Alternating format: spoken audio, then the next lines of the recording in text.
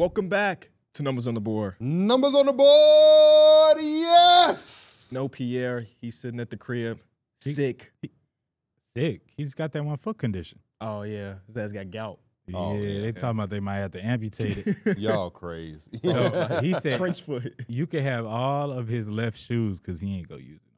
That's cool. And then at least, I could be half drippy. But no, you just got to go to Foot Locker to go get the other one that's on display. It's going to be half off. Yeah.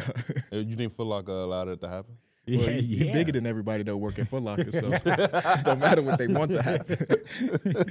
Be sure to leave a like on the episode, subscribe to the channel. We are in our preseason era, which is great. Be sure to check out the Check Up, another channel that we own here at Enjoy Basketball. We've been dropping how do I explain it? Like video essays. Like the last one was about the French national team and how they might take over the Olympics. We've had one about the process. They keep dropping bangers, so go check that out. And also make sure y'all tune in to my stream tonight on _. We will be streaming WWE Bad Blood. Supposed to be a very big show. Come watch Hell in a Cell, man. Come watch it. I'm there. Sound like a good time. Only time I watch wrestling is if A, I'm in there in person, or D Mills is streaming. My favorite part of D-Mill's stream is when I check in when he's like 3 to 4 hours in and he just looks tired as hell. I got another announcement to make too. Okay. The only reason I looked at him like that, usually we Sound talk like about these things before. Right. No, it's just a new phase of my life that I'm going through, man. I took. Oh my goodness! He did it! Oh my God! I was not expecting that, bro. What? Whoa! Hey, man, honestly, it takes time for you to look normal, but first glance, it did not look bad. No, it does not look bad at all. I can see it fit in. Bro, wow. Pierre's not even here to see I this. know. Oh my goodness, bro. So what made you finally do it? I was I don't know. I was getting tired of dealing with the hair. I feel that. It's kind of a lot of work. It looks really good. Thank you. And this is something me and your girlfriend talked about a couple weeks ago. Oh, really? Yeah. And I was like, I don't know. Some people won't understand this, but there's power and baldness as a black man. Yeah. Especially if you got the beard too. So the beard helps. The beard really put it together. Yeah. So I'm happy that you did it, man. Yeah, I just got tired of dealing with the hair. My scalp was rejecting the glue sometimes. Bro, and it was getting real itchy. So my replacements were only lasting 2 days because I literally couldn't take it. So I was just I might as well just cut it off. Can you put that hat back on? Because I couldn't tell. Could you tell at all? Oh, I mean, he don't got no gap right there. Okay, yeah. So it looked like he would have just had a haircut. What the baby girl do? Nothing. Nothing? She didn't even notice. Okay. I don't even think she noticed. I think if I cut the beard off, she probably that one might freak her out. Yeah. But you had twists. So yours is a lot different. Yeah. It took 3 minutes and she's been fine. Nah, we all got the lows. I don't got no low. I'm about to actually get my stuff twisted up. Oh, for real? No, I'm not. He's about to go back to dreadhead Mike, colorful dread. Some of y'all went around get for the that D'Angelo Russell. If y'all win the championship, you gotta go to the purple and gold twist again. I might have to. Please don't. In the early 20s, that's fine. In the late 20s, let's cut it out. That's true. unless you really buy into being an artist. That's the only time you can I gotta get away be a with something SoundCloud artist though. Yeah. Why? Because that's that type of era. Oh, I heard SoundCloud revenue is terrible though. I can imagine it is. It's I don't know. Wow. T Mills with the bald. It's the bald era. Wow. I mean, I could still grow the hair still back, do it sometimes, but most part I'm probably just gonna rock this. I know a lot of people too, they just kind of instead of going to the barber, they just shave it all off. Yeah. So, okay, this is what we need to do. Do not tell Pierre. We're going to see if Pierre watched these episodes when he's not here. Oh, true. Do not tell him. Don't say no. Well, Twitter might do it. Twitter's going to spoil it already. Twitter will spoil it. I just also remember did somebody do the numbers on the board? I did. It did. Oh, okay. Yeah. It didn't hit the same. That's what I don't remember. Oh, damn. Sorry, that's crazy. I thought I hit it good. I thought you... Relax. You about to say you thought he did too? I thought he did too.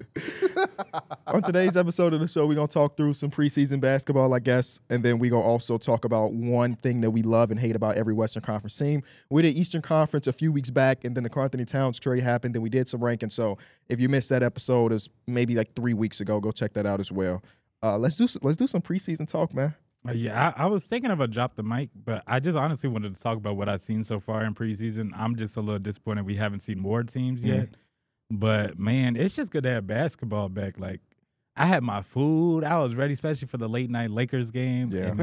I don't know. It was just good. It was nostalgia to have it back. I had that on my phone while watching Love Is Blind. It really wasn't. Priorities, right? Yeah, it was preseason. It was cool. It was cool to see Bronny out there getting his first bucket. He had some big blocks. But, like, Rob Dillingham was, like, the star of the night. Killing it, bro. Him and Terrence Shannon Jr. And then they also had Josh Minite, and then Luka Garza.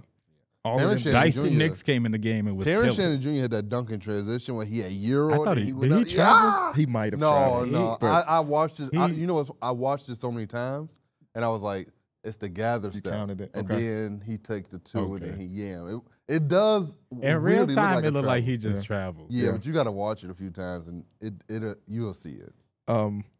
Dillingham was silky smooth. I mean, that's the big thing about his game. That's why he has so many fans. He's got the aura, the hooper super type of like game. We adding them to the list of people with rush hour handles. I can see that. Who came up with the term rush hour handles? Honestly, the first person I heard say that was Josh Thompson. Oh, I forget who he's talking about, but I mean, for the people that don't know, it just like, you know how traffic, you a lot of times you late, you slow down. But these dudes got rush hour handles. They get there on time. Matter of fact, they might even get there early. Yeah. Okay, so they still get through the traffic, even though, okay, I see. I get it. My favorite thing about preseason through the first day, the Lakers might be fun, bro. You know what? Don't buy in too early. No, I'm not saying good. I mean, they should be decent at least, but they shouldn't be a fun watch. I do think it's going to be more movement and fluidity to the offense under JJ. I think somebody clipped, it might have been half-court hoops, the very first play where you saw Austin Reeves on like the right wing, and then you do a big skip pass to the opposite corner. That was Jackson Hayes, who was setting the screen. And it was like, they were like, this is just a playbook out of who's UConn's coach that y'all interviewed a bunch of times? We thought Dan Marley? Dan Hurley. Dan Hurley. It was right out of his playbook. And I guess Who is Dan Marley, the other hooper. Maybe. And I guess he just did a bunch of stuff from that UConn playbook. And it's like, imagine Anthony Davis doing what Jackson Hayes was doing. Like, oh, shit. That was one thing I was impressed with, is just how many easy baskets we kind of got, whether it be like a baseline cut or some like just simple movement. Mm-hmm. And even when Bronny had caught the ball at the high post, and I was like, that's gonna be LeBron in that action, making those type plays. So, and y'all shot a lot of threes too, and that was like, ooh. Is Cam Reddish hurt? Who knows? I seen a lot of people that was kind of like dressed up on that sideline that I didn't know if they was hurt. Oh, yeah, y'all took 32 threes last night. 32? 10 of 32. Wasn't a great shooting night, but like a lot of the shots that went up, I'm like, yeah, I can see that. I see that. I mean, bro, it is a numbers game too. Like you gotta just take them. You see a lot of. I think a problem with your Bulls last year is y'all made a decent clip. Y'all just didn't take any threes. Yes, and I think it just kind of hurts your overall numbers when you talk about teams that are taking 30+ threes a game, and it's like, even if they shoot 35%, that's an extra decent amount of points that they're adding versus the twos. The commentators yesterday had at one point said, the Lakers making a lot of noise out here.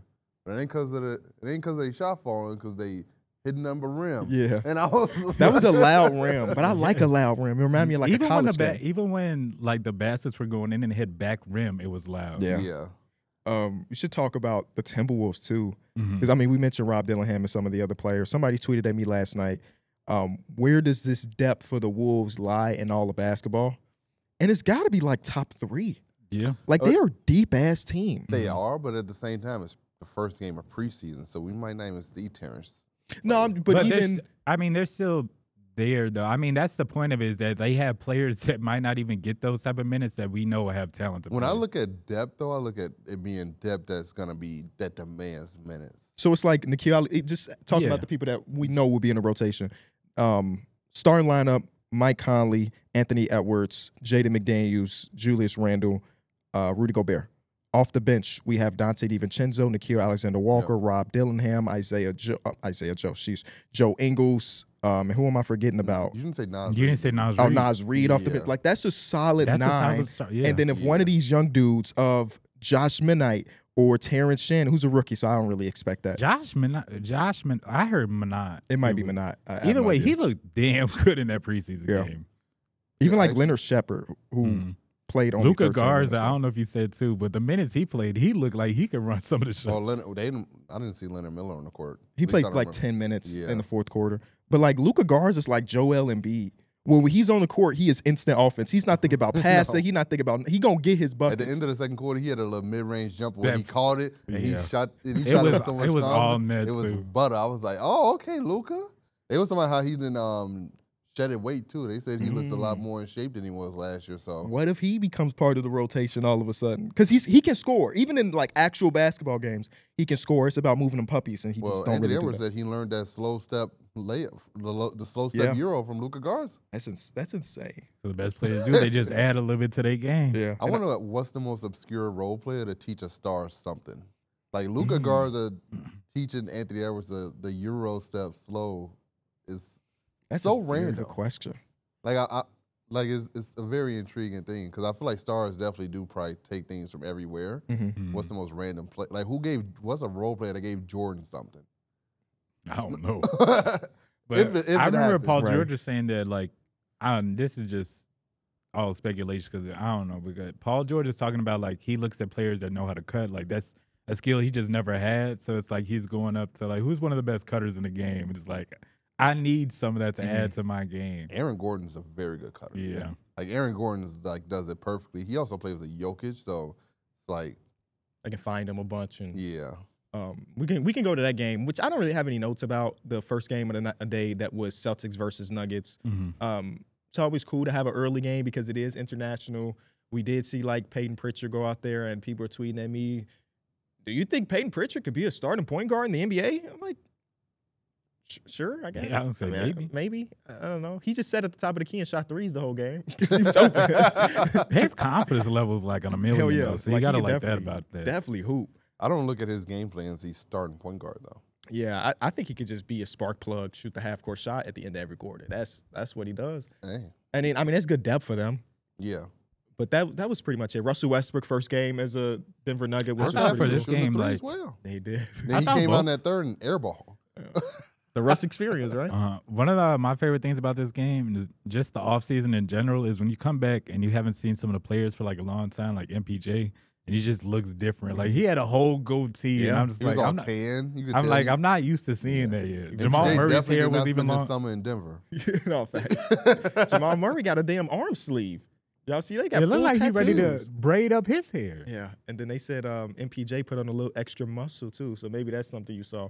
I'm actually the only takeaway I have from that game is Zeke Naji is not surviving this season as a Denver Nugget. They gave him $32 million. He played garbage time minutes in the first preseason game. That's crazy. You know what's crazy? They could have used some of the rebounding too. Yeah, DeAndre Jordan was off the bench before him. 77-year-old DeAndre Jordan. I'm like, yeah. Well, they love some DeAndre over there. Yeah, they say this is what, year 17 for DeAndre. Does it feel like that? Year 17. Caught a lob. He seems like he's such a pro and like probably a great locker room guy that they probably just, they keep him around. Like that's what always makes like is Boogie and Dwight just that bad of locker room guys to where like teams just don't want to deal with them? You can't convince me that those two can't do what DeAndre Jordan does. I think you're wrong. I think it's just always going to be a weird situation like that where you look and see like, dude, there's a guy that probably is like borderline probably shouldn't be in the league versus a guy that could probably still hoop. And probably still hooping overseas too, but it just is what it is at this point. I think when they played in that league, Boogie was really bad. So like if he was bad overseas, I don't know if there's a world where he could come to the league and kill it. Dwight was good. Dwight was good. To his point, though, I think he's talking about, like, DeAndre Jordan probably not doing better. I feel you. I mean, we did get that one playoff game where DeAndre Jordan came in and played okay. That's one thing about him, though. He's going to get a rebound. He's probably going to try to catch a lob. Yeah. That's one thing about him. Because the last memory I do have is him arguing. He was playing on Denver. He was arguing on the bench. I don't remember who he was yelling at, but, like, that was, like, the last moment we got a Boogie. Dwight Howard, I don't remember what his last one was, but I do remember him arguing with Anthony Davis on the bench, and that happened. Like, I remember that. I wonder what is happening in these situations. Are they just holding guys accountable and guys are taking it wrong, or are they like really being like bad locker room guys? We'll never know, I guess. Yeah. Dwight Howard is still campaigning to get his job because after the Julius Randle trade, he was in New York to buy. Heard y'all need a center. Well, anybody gets signed, he's going to tweet out that he's willing to New York join. Knicks apparently are trying to trade for Marcus Smart. Which I pray that they don't. Because, like, at that point, it's like, all right, Leon, fucking relax, bro. You did all the trades you needed to do. Can we see the team? At least, because in order to make that trade happen, you have to give up some significant stuff. It has to be trade Josh Hart, Mitchell Robinson, Josh Hart, or like Precious Achiuwa, who you just signed, so he can't get traded for a little bit. So it's like, how do you make that money match? It is by getting rid of like real role players. And at that point, you had a 6-man rotation. Yeah, I guess Tom Thibodeau's cool with playing a 6-man rotation, but it's probably not smart for 82-game season unless you really. Because I think Deuce McBride might be the money that match. It's like, damn, Deuce. I mean, I understand if you bring in Marcus Smart, Deuce is kind of nullified at least a little bit, but just chill, bro. Yeah. Please just chill. Just let the team. Because at some point you're just getting greedy. Yeah. Gluttony. But let's talk about the last preseason game. The New Zealand Breakers versus the Utah Jazz. Nah, you gonna have to break this one down for me because I this didn't one was watch one a single minute of this game. I ain't gonna lie to you. I saw it wasn't an NBA team, and I just didn't watch it. I was like, I'm just gonna wait for the Lakers game, man. We got a little bit of time. That was one thing I didn't like is that the first game started at noon. The next game didn't start till 8 hours later. Yeah. Y'all know I'm in my early coaching era. So that's why I wanted to watch this, to see what the hell is going on in New Zealand offensively. The answer is very similar stuff to what's going on with the Utah Jazz, which is a lot of like movement, not a lot of isolation, a lot of getting off the ball very early, unless you are Colin Sexton. You know, Colin Sexton and Jordan Clarkson are the two that's like, I could just go out there, create for myself. And then I watched the first half. It was pretty cool. And then the Lakers game was about to start. And I was like, okay, let's go watch real NBA hoops. But Larry Markkinen still look good. There's no real, let's be real, there's no real takeaways. Other than, as long as Ari's healthy, he's always going to look good. True. Jonah Bolden, give him an NBA job. He look like an NBA player. I do love the fact that when they do play the international teams, some guys do treat it as like a tryout. They had a guy out there that might have been like 5'5". Wow. He was so much smaller than Colin Sexton. And Colin Sexton's a small guy. Was he doing good? Yes. He started. Do I have a single memory of him doing anything? Nope. But he was at least in the starting lineup while Taco Fall didn't play.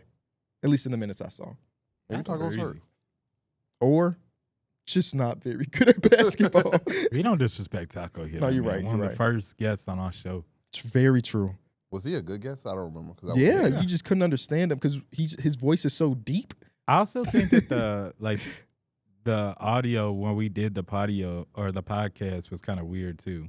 Like we was in that room and they didn't have it to like we had to hear each other just by ear. It's not like we had a headset. Yeah, we were like leaning in and trying to hear each other. I used to hate those type of shows where it was so loud in the venue that I couldn't even hear you from like sitting right across from me. That's when you just gotta kind of like nod your head. Mm-hmm. Don't know what the hell nobody talk about.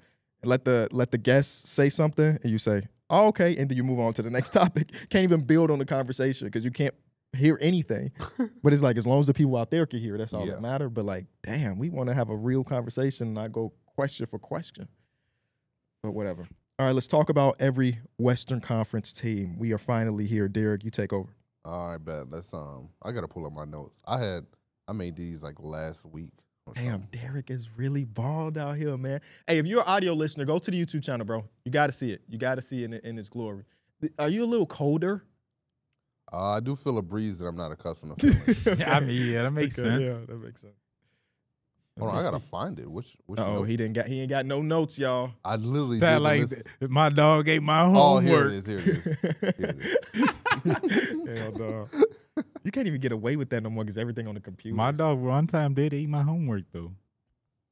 Let's start with the Lakers. I said I love that we're gonna be able to admire LeBron for at least another year at least. But he then came out and said that he still has a lot left in the tank, so it seems like it's probably gonna be more than a year. And when you look at greatness, it's just sometimes you don't want to take it for granted. So like through these last like few years of my life, I've been like enjoying watching LeBron, like at least post Miami era. Like it's been like maybe I should have appreciated it even more when he was on the Heat, but I was so young that like I didn't really appreciate it. I was more so being a hater. Yeah. And now it's like, man, this dude is good. And it was so much easier to hate Bron back then too, because he had this like. I mean, when he got to Miami, he was 27 years old, 26, 27 years old, but somehow still had like this youthfulness about him, where it's again like that, not one, not two, not three. Like that was like so overborn cocky to me. That was like, bro, fuck y'all, bro. I don't know why it made me just not like that team so much, but like I swear, D-Mills is right on point. You literally could call yourself a hater during that time period. And then it also was like you had dudes like Shane Battier hitting big shots every now and then. It just make you mad. Norris Cole just coming in. Bro, Ray Allen won a championship, spent a couple more years in Boston, and was like, I guess I'll just go to the Heat now. Like, damn, how much help does Bron need? Mike Miller just still having the best games of his life on with the one Heat. shoe on. One shoe, yeah. Yeah. That was like the only time in my life that I could say I was a hater on anything. I was legitimately hate watching the Miami Heat back then. And it also didn't help that our team was good and competing with the Heat. So it's like, man, when they beat that with 27 game win streak, 22 game win streak, Robinson, man, I'm like, bro, I was on Facebook. That might have been memories. I open Facebook once every day to see memories. I cannot wait to see the memory of that night because I had to get out 15 Facebook statuses that night. Used to be it might have even been tweets, bro. The Bulls that year was known as like the streak killers. They ended a few streaks. That's what I was gonna say. I remember that time period because I might even been you or somebody like, or you or D Mills, but it's like streak over because the Bulls always be ending these streaks. I remember reading a post like that. I don't remember if it was on Facebook or Twitter.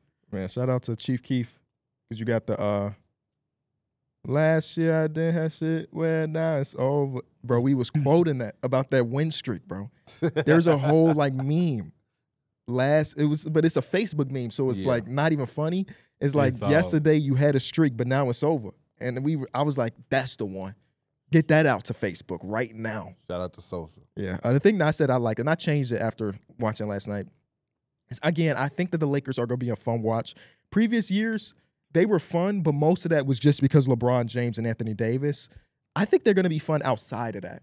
You know, where like I'm expecting a guy like Austin Reeves to be, I mean, not that he wasn't fun before, but to like that fun factor to go up a little bit more because it feels as though JJ Redick's going to have them running like a real offensive system, which could be a double-edged sword because I don't know if you want to run a set every time when you have LeBron James and Anthony Davis. But the times that I watched yesterday when they were really got that ball flowing and they're doing something in horns or it's like a back screen here or there, all the three-point shots getting up, I'm like, oh, shit, the Lakers look like they've modernized basketball for themselves after the last couple of years of not being modern. I hope we can do a little bit of like both.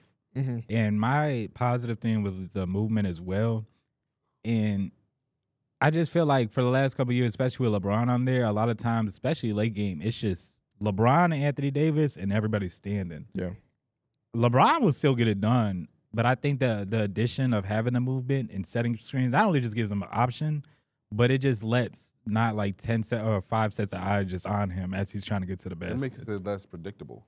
It makes does. it unpredictable. Now you have to, as a defense, you know how to be prepared for certain actions and like, you're not always prepared. Now it's not. I'm just sitting here guarding Austin Reeves, waiting for LeBron to kick it to him. So it could be a really fun D'Angelo Russell year. Is that crazy to say? I think it would be fun. It's not Austin crazy to Reeves say because I think last year was also a fun year. It's just when it comes down to the playoffs, that's when it's like, can we get a good D'Angelo Russell? Yeah, because he shot 40% from three last year. Yeah, he's one of our. He broke the record for the franchise's most threes in a season.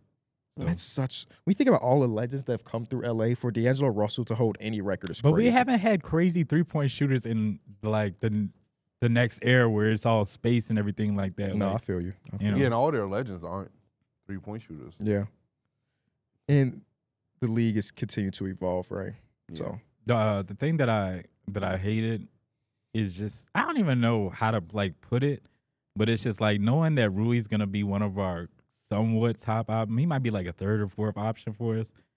You got to root for him, but I don't know if he really got the skill set for it. I see what you're saying. You think about other teams' third to fourth option, they're better than Rui Hachimura. Yeah, and it's also like he's another guy that he doesn't really prioritize the three, but like his game is more so like inside the arc, and it's just like, I don't know. Well, I view Austin Reeves as like y'all third option.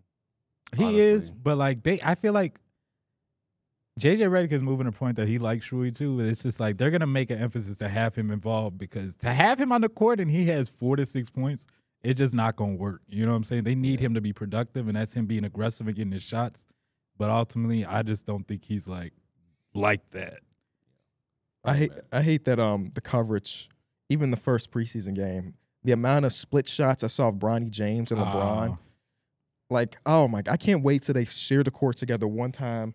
And the storylines are never going to go away because this is a historic thing. Like, I'm not shitting on the actual thing. I'm shitting on the coverage of it all. it's just already tiring, and we've only seen one game of it.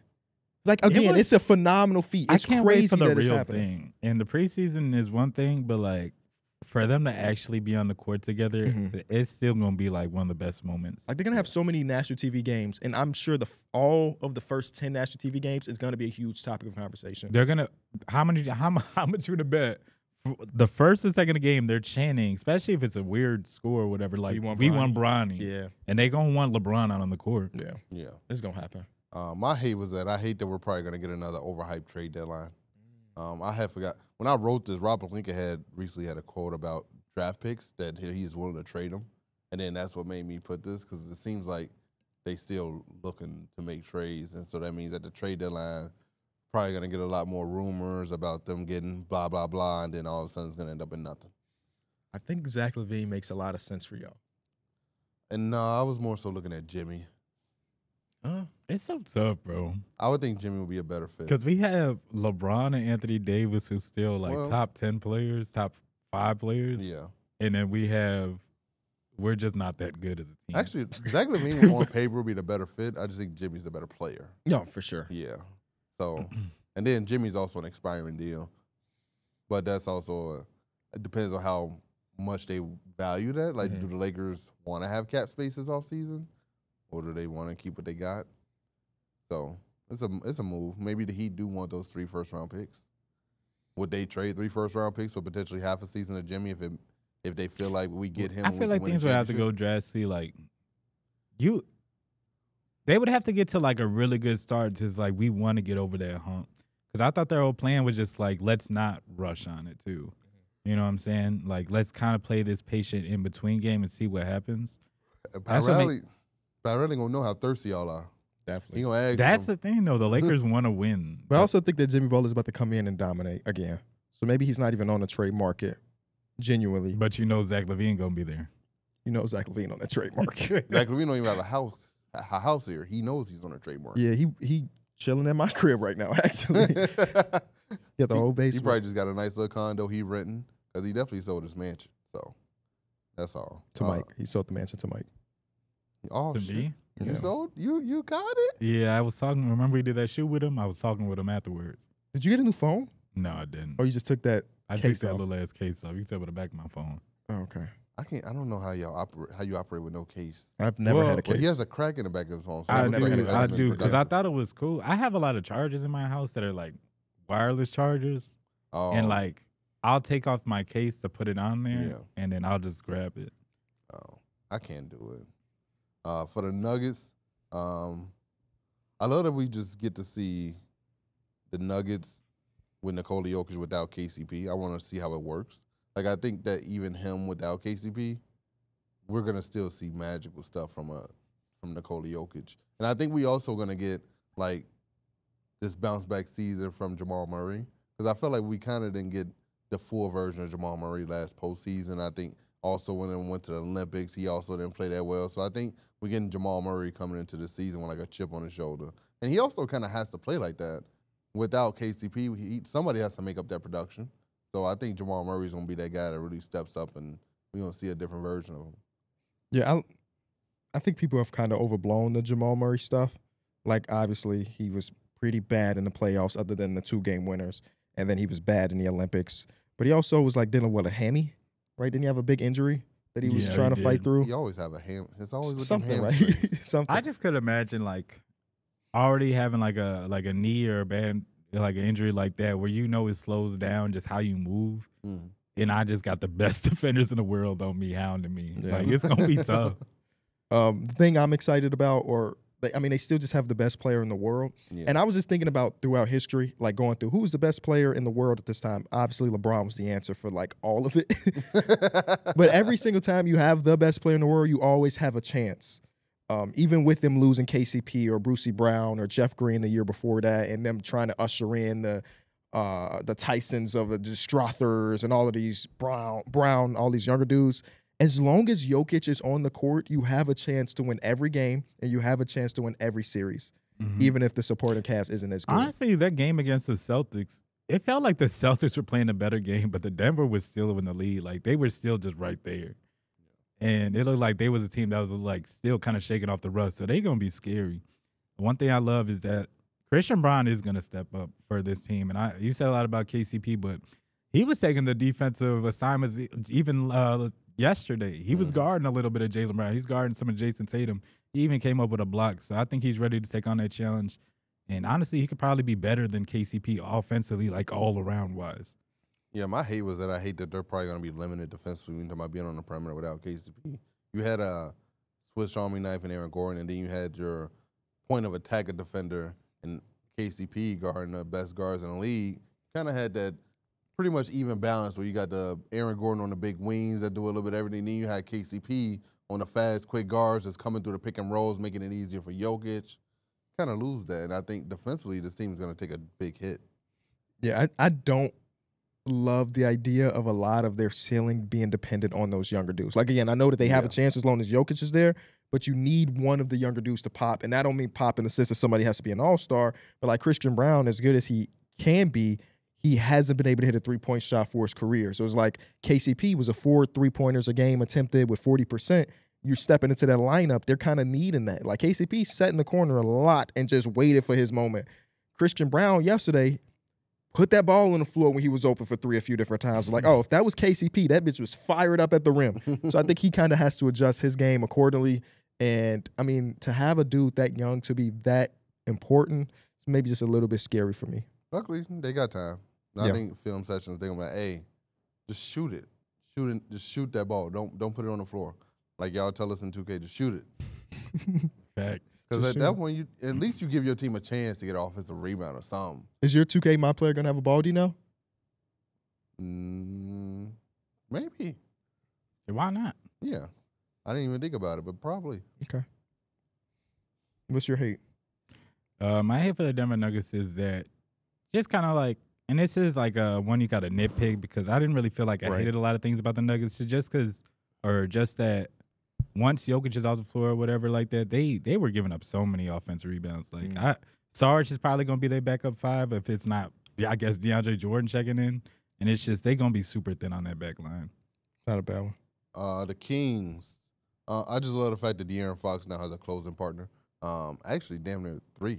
Malik Monk also is a guy that closes lineups with them, and he's also comfortable taking the big shots and big moments. So it's not all relying on De'Aaron Fox now at the end of the game. I think now they have a lot of different options, keeps the defense honest, and I just think that we could probably get a resurgence from them. Yeah, last year was a step back from what we saw the previous year, but also the hate kind of also negates this is that defensively I don't like the idea of DeMar and Sabonis on the court at the same time.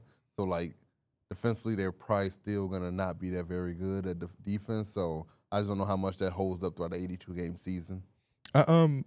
You remember, like, a lot of times in the podcast I mentioned how the Orlando Magic haven't had a top 15 offense since 2008. Yeah. Do y'all want to know the last time the Sacramento Kings had a top 15 defense? 2000. The Chris Webber era? 2003 was the last time they had a top 15 defense. That's crazy. Last year they were 18th, which is like throw a parade. Like 18th is amazing for their history. But I just doing the research for this, I'm like, damn, it's really been that long since y'all had a competent defense. That's not gonna change. Well, at least probably not this year. Y'all know how many drafts consecutively Kentucky has had first-round picks? Ooh. It has to be like, I would say 16. No, it was like 60. Damn. So you talking about they just produced a first round pick? It's a first rounder. Yeah, they were saying it on the podcast yesterday. There was about how Kentucky. It was about sheesh. I think it was Rob Dillingham. Okay. And they were saying how there's another first round pick from Kentucky. They just keep 60 producing them. straight. That's 60 straight or something like that. Did you hear on the Celtics Nuggets broadcast? I think it's when Brian Scalabrine was talking about. He's talking to Jason Tatum. He's like, Jason, I was talking to him, and I asked Jason, like, when did you know you was winning the championship? He's like, when Denver lost. Yeah. And he's like, that's probably a private conversation. You probably should just held that. You know what? It wasn't like Tatum did say that before. Yeah. So, The same thing happened with MPJ. And when MPJ was on my podcast, I asked him, when did y'all feel like y'all were going to win a championship? And he said when so-and-so team got eliminated. And I cannot for the life of me remember what team he was talking about. Was it on the opposing conference? Was it the Celtics? It wasn't the Celtics. Was it? God, so frustrating. The Bucks. Because I'm just thinking about the top. Hey, conference. go rewatch that episode. It's on YouTube, man. Go watch that. It had to be just one of the top teams in the conference. Yeah, it was one of the right? top teams. I just don't remember which team it was. I was like, oh, that's very interesting because he felt like they matched up well against pretty much every team except for that team, and I don't remember what team it was. They had Bam. Was it? No, because they went against the Heat in the finals. Oh, that's true. That's true. That's true. I don't know why I said that. That means it was probably the Celtics. It might have been the Celtics. Because the Celtics were the team that the Heat beat in order to get to the finals. Yeah, that's what I feel like. I'm gonna have to try to find That's it. actually And that makes sense though, because it was literally like we knew once the Heat got to the finals that Denver probably was gonna win that. True. It's crazy that the Heat went from being down 3-0 to an 8 seed in the NBA Conference Finals to the next year winning the NBA Finals. That's such a crazy turnaround. That's such a crazy turnaround, bro. Oh, you know a couple things. Oh, Devon said it was the Celtics. There we go. Okay. Thank you, Devon. Shout out to the production team. Yeah. Devon is amazing. He'll find a fact check for you. The thing I love about the Sacramento Kings is last year they were 15th offensively, 18th defensively, which is, again, good. Good enough to be a play-in team. But the best version of them was when they bought into one side. And DeMar DeRozan helps buy into that offense, man. Their offense should be so ridiculous. Like, it could be not with the same level of pace, obviously, but like how the Indiana Pacers are a top offense every year. Yeah. And then pretty bad defensively. I think the Kings can still maintain 18 to 20 defensively. I think the Pacers defense is a little different in a way. Like, it seems like when it comes to late fourth quarter, it seems like they get those timely clutch stops that they need. And when it seems like as a team, it's like they had that conversation. Like, we got to lock in defense. And it seems like they come out and they do it. The Kings did that the year before, though, when De'Aaron Fox was the clutch split. Or was that the year before? It was. I think it was because they fourth quarter defense. They weren't bad at all. Right. So I think they have some similar things there. Obviously, it's going to be different where the Pacers are the fastest pace. The Kings will not be the fastest pace, but they have an opportunity to, in the half-court set, be one of the best offensive teams in ball. And in a regular season, if you're one of the top offensive teams and you're not god-ass awful defensively, which I don't think the Kings are going to be awful. I think they can maintain 18 through 20 defensively. That should be good enough to win a bunch of games. And part of having like a good defense is just having like the offense that can put up points in the half-court and get your team back. Yeah. I mean, they got 3 legit options in the half-court, and that 5-man can make a lot of stuff happen for people. The thing I hated was that they just don't have a really, really high ceiling. And I don't think that's bad. Like, it's the Sacramento Kings at the end of the day. Yeah, I think their bounce back years is them just making it in. Like 8th, 9th, 8th seed. It's hard for me to see them being higher than that right now. It's a tough conference, bro. Yeah, because like I would pick the Pelicans over them. I think the Pelicans are gonna be better than them. I mean, I only hope that the Warriors and the Clippers are gonna be worse.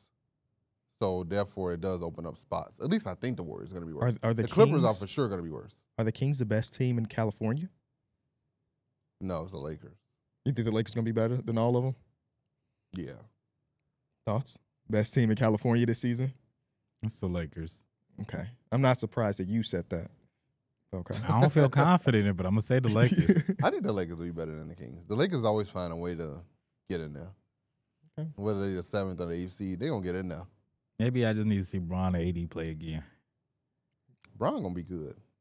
And AD going to be. So, you said that like AD was AD only question mark is questionable. That's the only question mark with Anthony Davis. We good. We need the games in the regular season. The preseason, we good. It's the role players. It's the Austin Reeves of the world that's going to be the telling point of how good this team is going to be. Yeah, it's true. The Portland Trailblazers, I love that Scoot can only get better. Last year was a very disappointing rookie season. And going into this, he can only be better. They said that on a broadcast about Jalen Hood-Schifino last night. I think they were talking about they were talking about his 3-point percentage. They say he shot like 19% from 3 or like, something. You know, it's only one way up. And then the other one was like, I hope so. Right. Because, I mean, it's not guaranteed that they really go up. Oh, man, that's hilarious. The broadcast yesterday was kind of funny. I don't even know who it was, but it was actually kind of funny. That was the normal Lakers guys. Yeah, that's the Lakers guys. Oh. I be forgetting the Don't name. ask I me always names look of it up. nobody. I know it's like Stu and someone else. I don't I just know Adam Amin and Stacey King, baby. Same. I don't be knowing other commentators' name. I just know them as the team. The Right. team's Like the broadcast. Hornets commentators are really good. Well, the Hornets is Dale It's like Curry and Collins, Eric Collins. something like See, that. Yeah, see, you got it is us Eric fumbling. though. Okay. He does football. A lot of these people do multiple sports and stuff, so I'm always interested when I hear like Adam Amin do a football game. Yeah. I'm like, damn, he commentating the Bears now?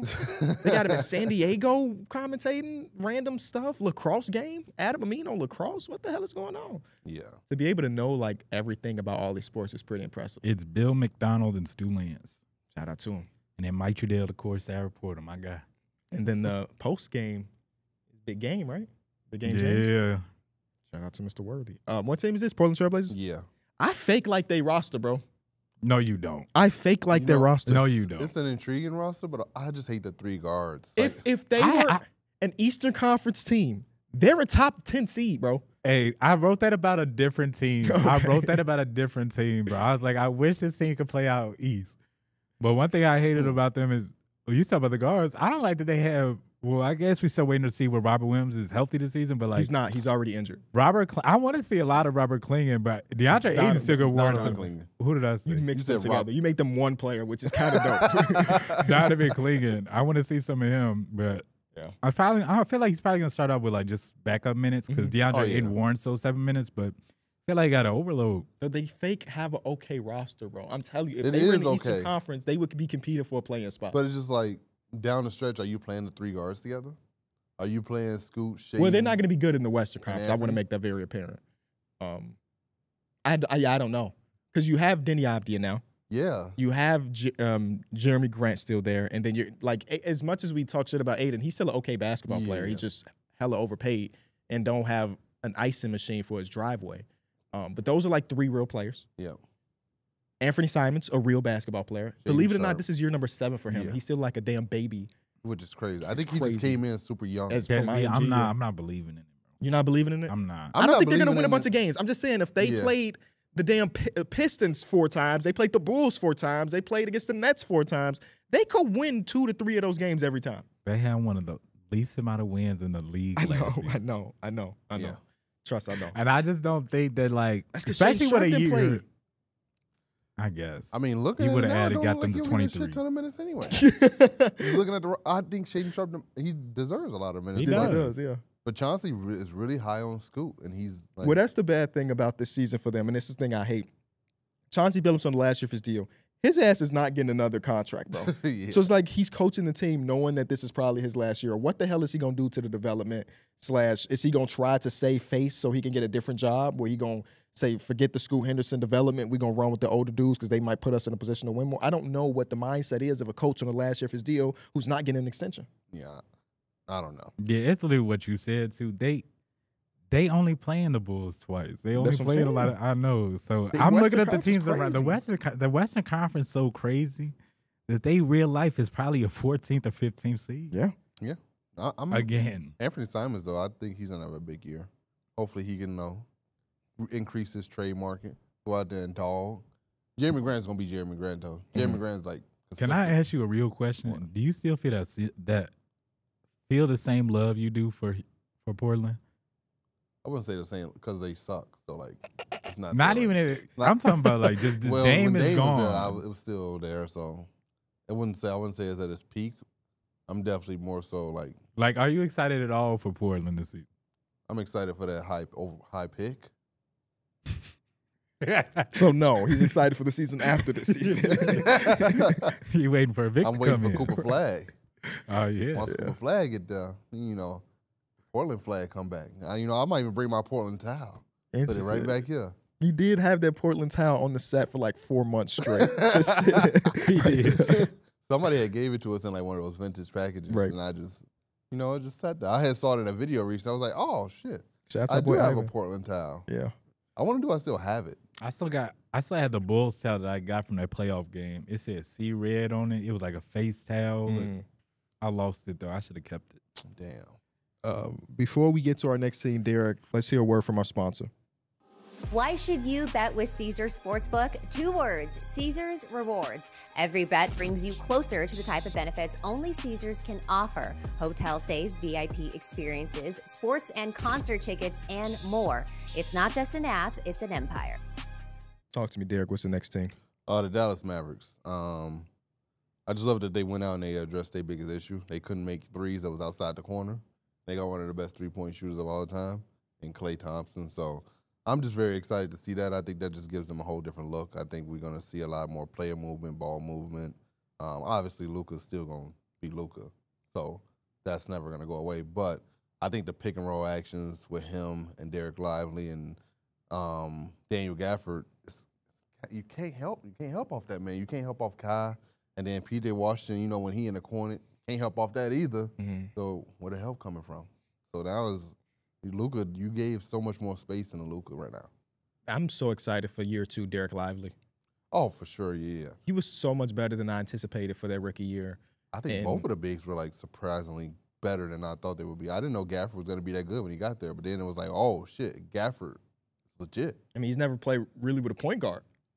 And now he got one. I didn't think he was that bad on the Wizards too before he came over.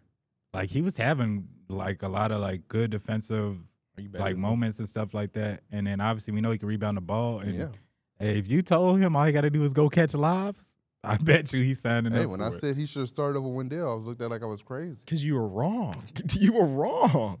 You can't bring up something for 4 years ago and be like, yeah, I was right then because he's doing something now.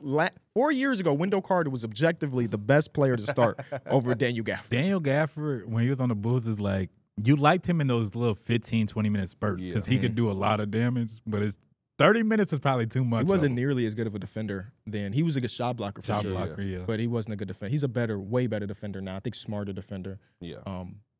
But Dereck Lively is my most exciting thing for this upcoming season. He's got to stay out of foul trouble. It sucks that they already got an injury in Dante Exum, who's going to be out for some time apparently after hurting his leg. It's crazy because he was having a good – then he got hurt again. He got hurt throughout the year, and he was actually having a good year. Y'all remember what he shot from 3 last year? I don't know, but he had a career game. It was like, Lakers I think it was a career year shooting for him too. It was like 49% from 3 or something. It was something disgusting. Yeah, because it's probably a low volume. It's a low volume, yeah.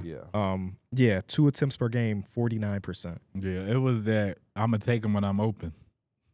And he did have a game or 2, bro. And they leaving with him open. Y'all Lakers boosted that percentage. You did, because first of all, we didn't guard 3-pointers. We didn't guard 3-point shooters last. I think LeBron had said, like, you know, like the numbers said he was the guy to let shoot the ball. And they let him shoot the ball. And he was knocking that bitch down. I didn't realize he didn't even really play in the postseason. No, he didn't. It was kind of hard to play him. 4 minutes. He had an 11-minute game in here where he was pretty good with 0 points, but his plus-minus said he was impactful as hell, I guess. Yeah, and then the kid really shortened that rotation come playoff time. The one game that they won in the finals, he had 10 points in 13 minutes. Yeah, he did.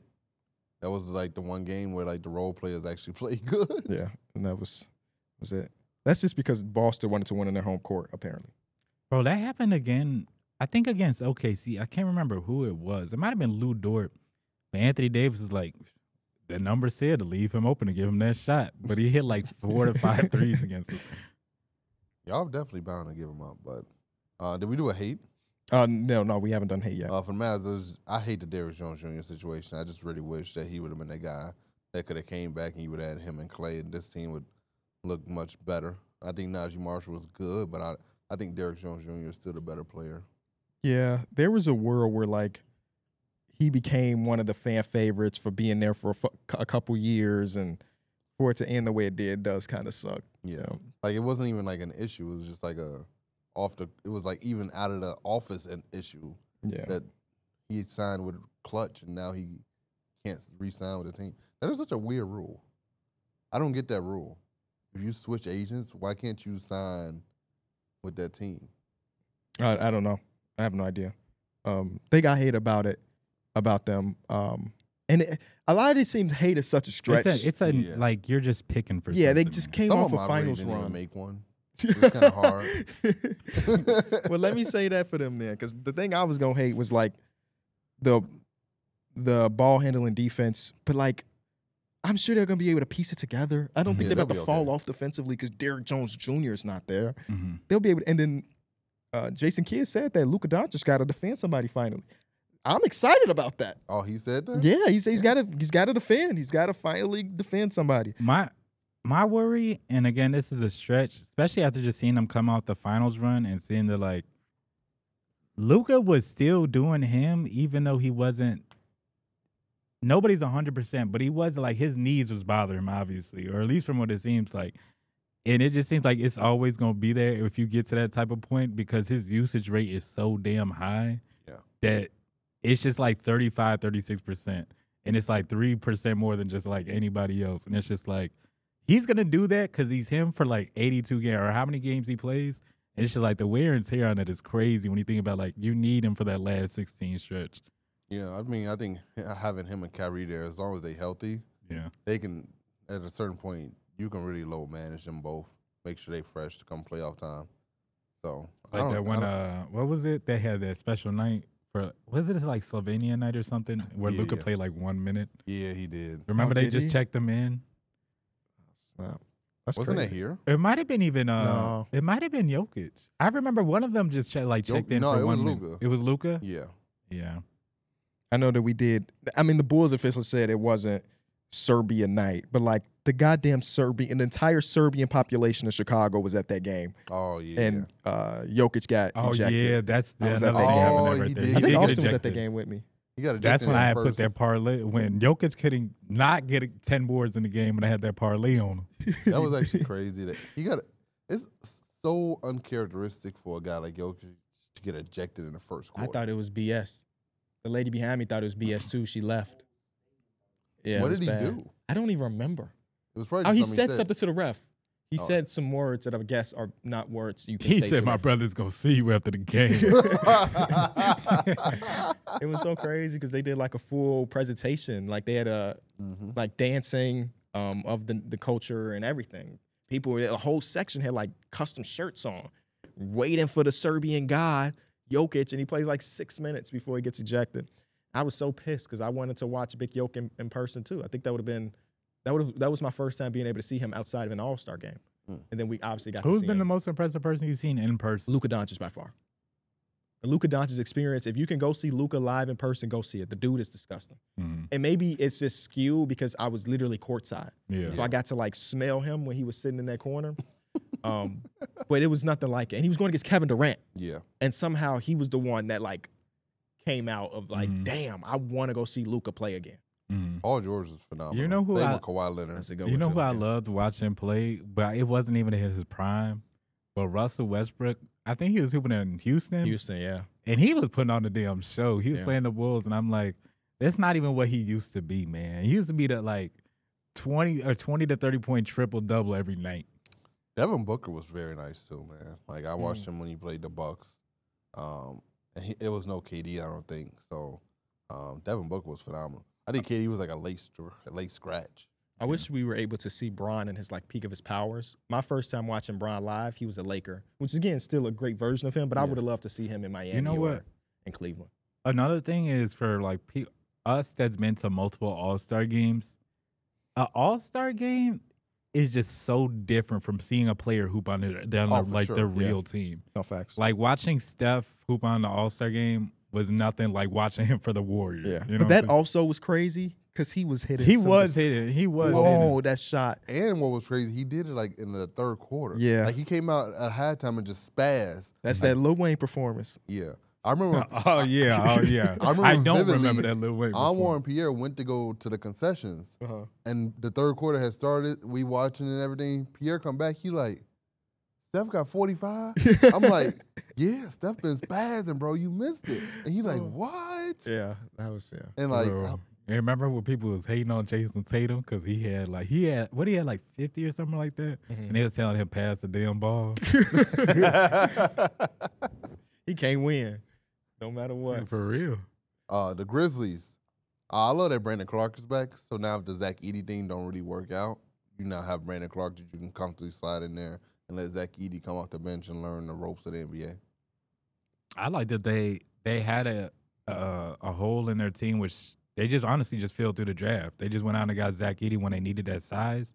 And honestly, the way they keep talking about him, and he's got a lot of reps with like the starters and Josh has nothing but like positive to say anything. And I know that's kind of like cliche, but the way he talks, because he's not gonna say anything bad. But the way he talks about it is like, man, he's really ready to like play on the court with this guy, and they can make stuff happen. He's been surprised at how well Zach Edey's been so far. So to see it all on the court is going to be crazy after they just kind of basically took a year off. Yeah, I'm intrigued to see in a heavy pick and roll league, how does he operate well in a pick and roll with being a slow-footed guy who's not very mobile.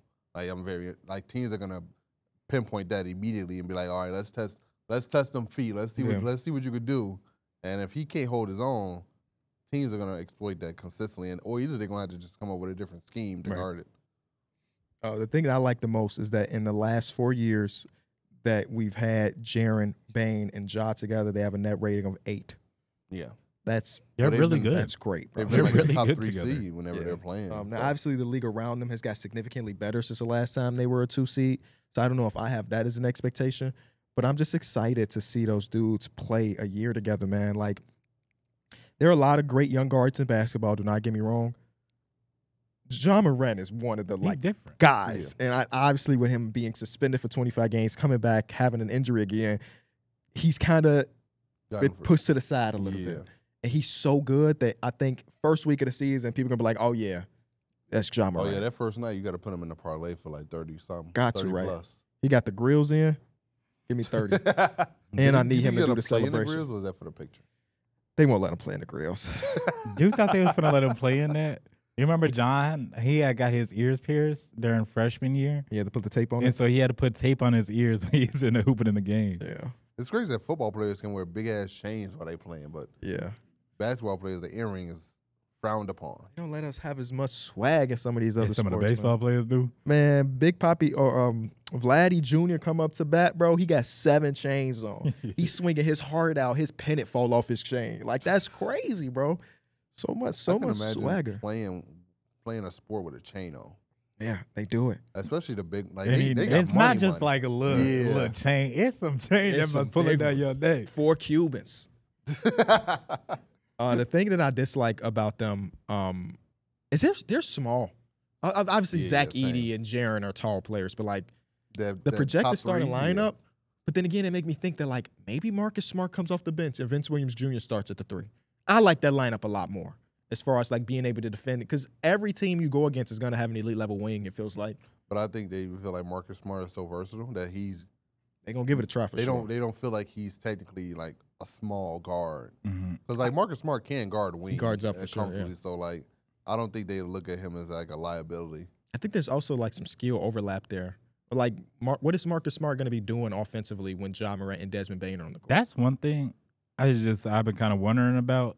Not even wondering about this. I've been a little disappointed. Is like they got the Marcus Smart trade, and then we never really seen it actually like on court really. I mean, I think he's still a comfortable enough good catch and shoot 3-point shooter where he's not a liability. I think also he doesn't essentially need the ball. Like, he doesn't need the ball to be essentially effective offensively. I think he's gonna play well off of Ja Morant. I don't know, that catch and shoot number is not as good as you think. I'm telling you, bro. It's like 32%. Oh, I didn't think it was that bad. Yeah, it's not good. So he has to dribble the ball because he's not a bad 3-point shooter either. He's I can get hot and hit 6 in a game. He's a very willing 3-point shooter. He'll let it fly, but it's just like the production is way ridiculous depending on the night. They got options though. I mean, no, they don't, because they're already injured as hell. Again, Gigi Jackson out. And I think Vince Williams is out too, right? I'm not I think sure. he just got injured. I know Gigi's out for sure. He broke his foot. I don't know about Vince Williams. Pretty sure Vince Williams also got an injury that he's dealing with all of a sudden. Hopefully it's not too bad, because it's not the starters. He's expected to miss the start of the season. Stress reaction in the left leg to miss more than a month. So wow.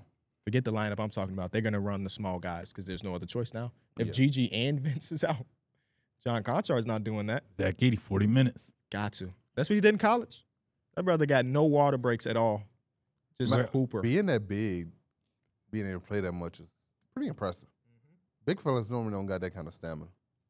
Kind of got to get in a spurts. I was going to say, what if we seen like them incorporate some zone? But again, I feel like you still need to have quick feet to like maneuver around. Yeah. Luckily, he's got one of the best free safeties in basketball And Jaren. So I'm so excited for Jaren, man. just, yeah. It felt weird not to put him on our list of like, my list of top centers in the league. He'll be a It was top hard power for me forward not next to put him on the list. year. I felt like he was kind of like in there. I would rather have him than Miles Turner. If I was building a team, I probably would too. But I don't know. Miles Turner just keeps getting better. He had a He great year. does. He keeps But getting so does better. Jaren. Yeah. And I think Jaren's still like the better defender. Oh, yeah, for sure. At this point in their careers, Miles Turner's not nearly as good of a defender as he was like 3 years ago. Yeah. Next thing we got is we just did the Grizzlies. The Timberwolves. I just love that they were so aggressive this offseason. They went out and got Rob Dillingham when it looked like they had nothing to do this offseason. And then this list was made before the cat trade. So like, Yeah, we've had this plan for like a month now. This list was made like 2 weeks ago. So I mean, you can still add that in. They was actually, aggressive. you know and what's got funny? cat. I think were this was aggressive. made. No, you know what's crazy? This was the team that I was working on, and then the cat trade happened while I was making this. And And so then you literally stopped. right after that, my hate is I hate that cat is gone. So like that was my next thing that I put. So I hate that cat's gone, but I also love the Rob Dillingham pickup. I just think that you being aggressive like that, going down and getting you a guard for the future that can help you and learn from Mike Conley and Anthony Edwards that can come in and also come with the bench and just kind of be into his natural role of just being a bucket getter. You're not asking him to come out there and run an offense early as a rookie, and then he can learn how to do that steadily versus throwing him in the fire and being like, hey, you and Ant, we was in the conference finals last year. We got big expectations for you. Don't let us down. Yeah. Now he get to come out and be himself. I don't know if light's gonna be too bright for him, man. I love it. I mean, preseason game 1, goddamn it. But I love what I was watching yesterday. He had a smooth 20. Yes. And it's not like he would just, he open, catching the shooting. He was pulling up floaters, finishes at the rim. I'm like, bro. And he's smiling after every bucket, too. I'm like, those be the worst. That's how you know people just be too good when they just smiling after the bucket. He just so small, bro. He is. He He is. Bronny looked like a But giant next to he him. was quick, though. Like, really quick. He's on the court. gonna be one of the fastest dudes in the NBA Yeah. for a long time. Thing I love is the depth. We already mentioned that at the top of the show how they have a real 9 to 10 man rotation that can really take care of some potential injuries here or there, which is always impressive. Jaden McDaniels, I saw a tweet that was like his jump shot is significantly faster, and then when you watch his one bucket from preseason game 1, it's like, oh yeah, he used to have to load that bitch. Not Kyle Anderson type of load, but load it up. We're seeing a Load it lot up. of videos of Kyle Anderson jump shot recently resurfaced, and people are saying his has changed too. Really, And Mikal Bridges. Let's hope he plays today then. Because if You'll Kyle see. Anderson's jump shot is not 12 seconds, but it said 10 seconds, I'm excited about that. No, I'm not. The video, it was looking a little faster. So I guess everybody's hiring shooting coaches. Can you What imagine? does he need to be faster for when he's wide open? I was gonna say something What like does he that. need to be faster for? Well, he's wide open because teams know it takes so long to wind up. We'll get a no, contest. I think they look at the percentages I know. and be like, This shot is so ugly. He like jungles the Yes. ball at the point of apex. It's so And in disgusting. the video, he wasn't doing that. Ooh, it took him to he's 34. I was gonna say, ain't that something you supposed to break early? I guess he ain't have. That's just what happens when you never have to shoot. You just Yeah. do everything else good. And he's in Golden Boom. State. They said, "Hey, Look at the team behind the scenes. Drop the video in the chat, y'all. So if you wanted to see it is again, this the Kyle Anderson jump shot?" that Yeah. is faster. It's Yeah. still slow. Yes, Don't get it's me still wrong. slow. No, he's not Klay Thompson, but look at it.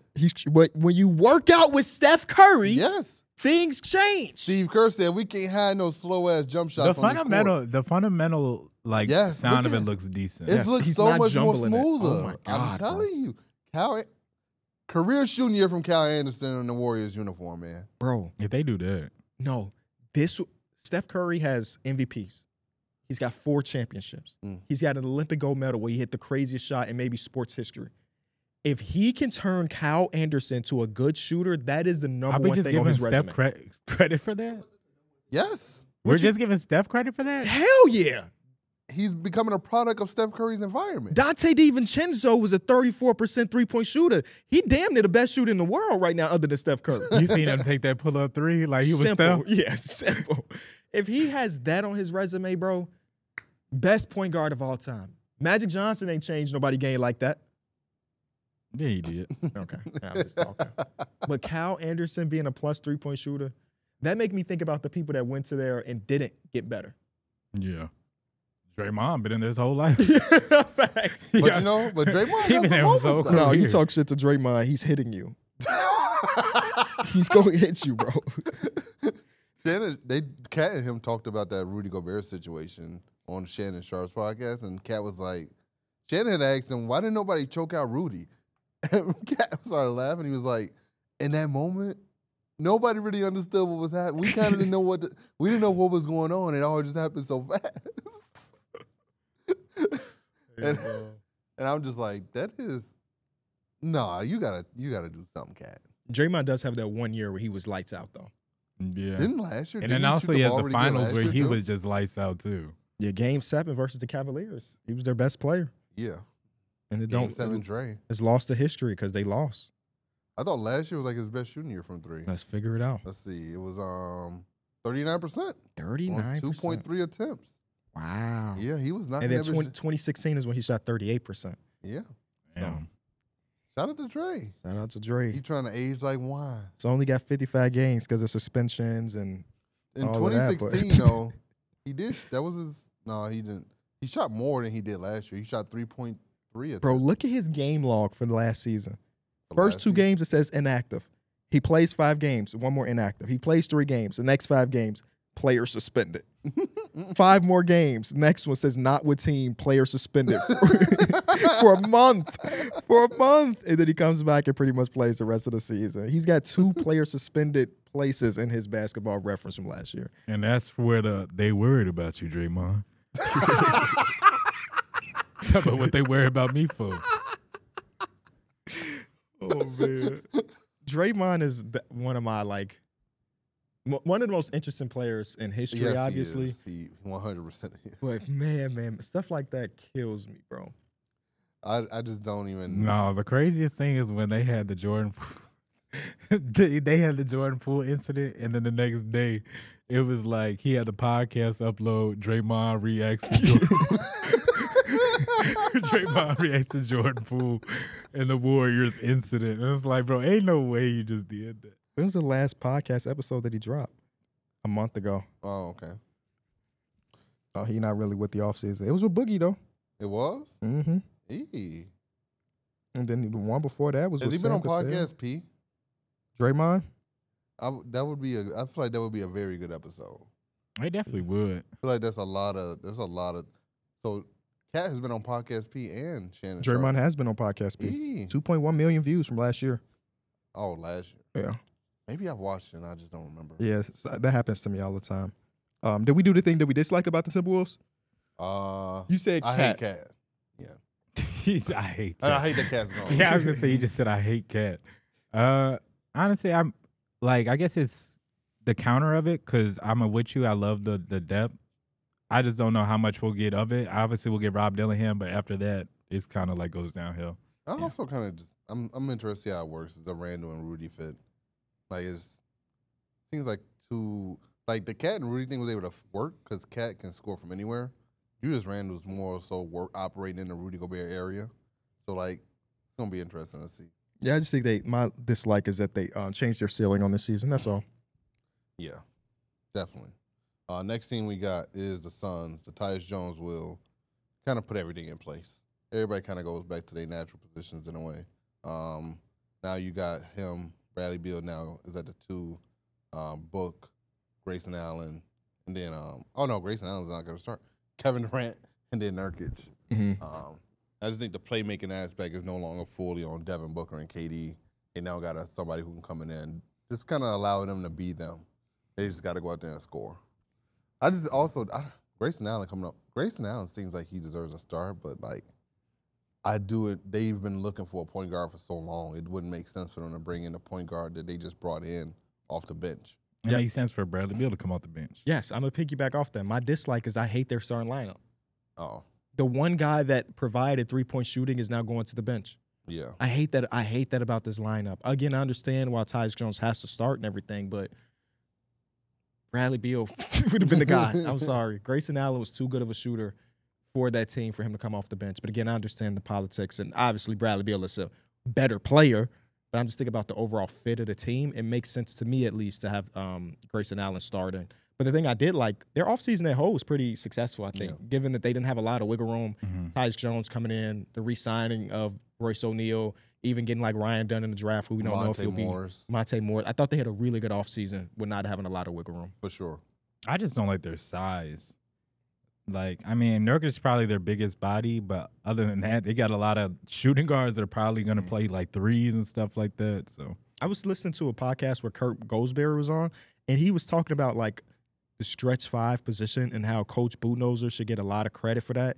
And I guess I didn't think about it. He was mentioning how Pero Antic had that one playoff series where he was at the 5 and it stretched the game out, and then people started to shoot threes, and then Brook Lopez ended up starting to shoot threes, and now he was like, Yusuf Nurkic is practicing three-pointers for real this offseason. So you might see Yusuf Nurkic become a three-point shooter. Well, he would take them. He would occasionally take. I don't know what his attempts were. It might have even been close to like I think he probably attempted one or two a game. Yeah.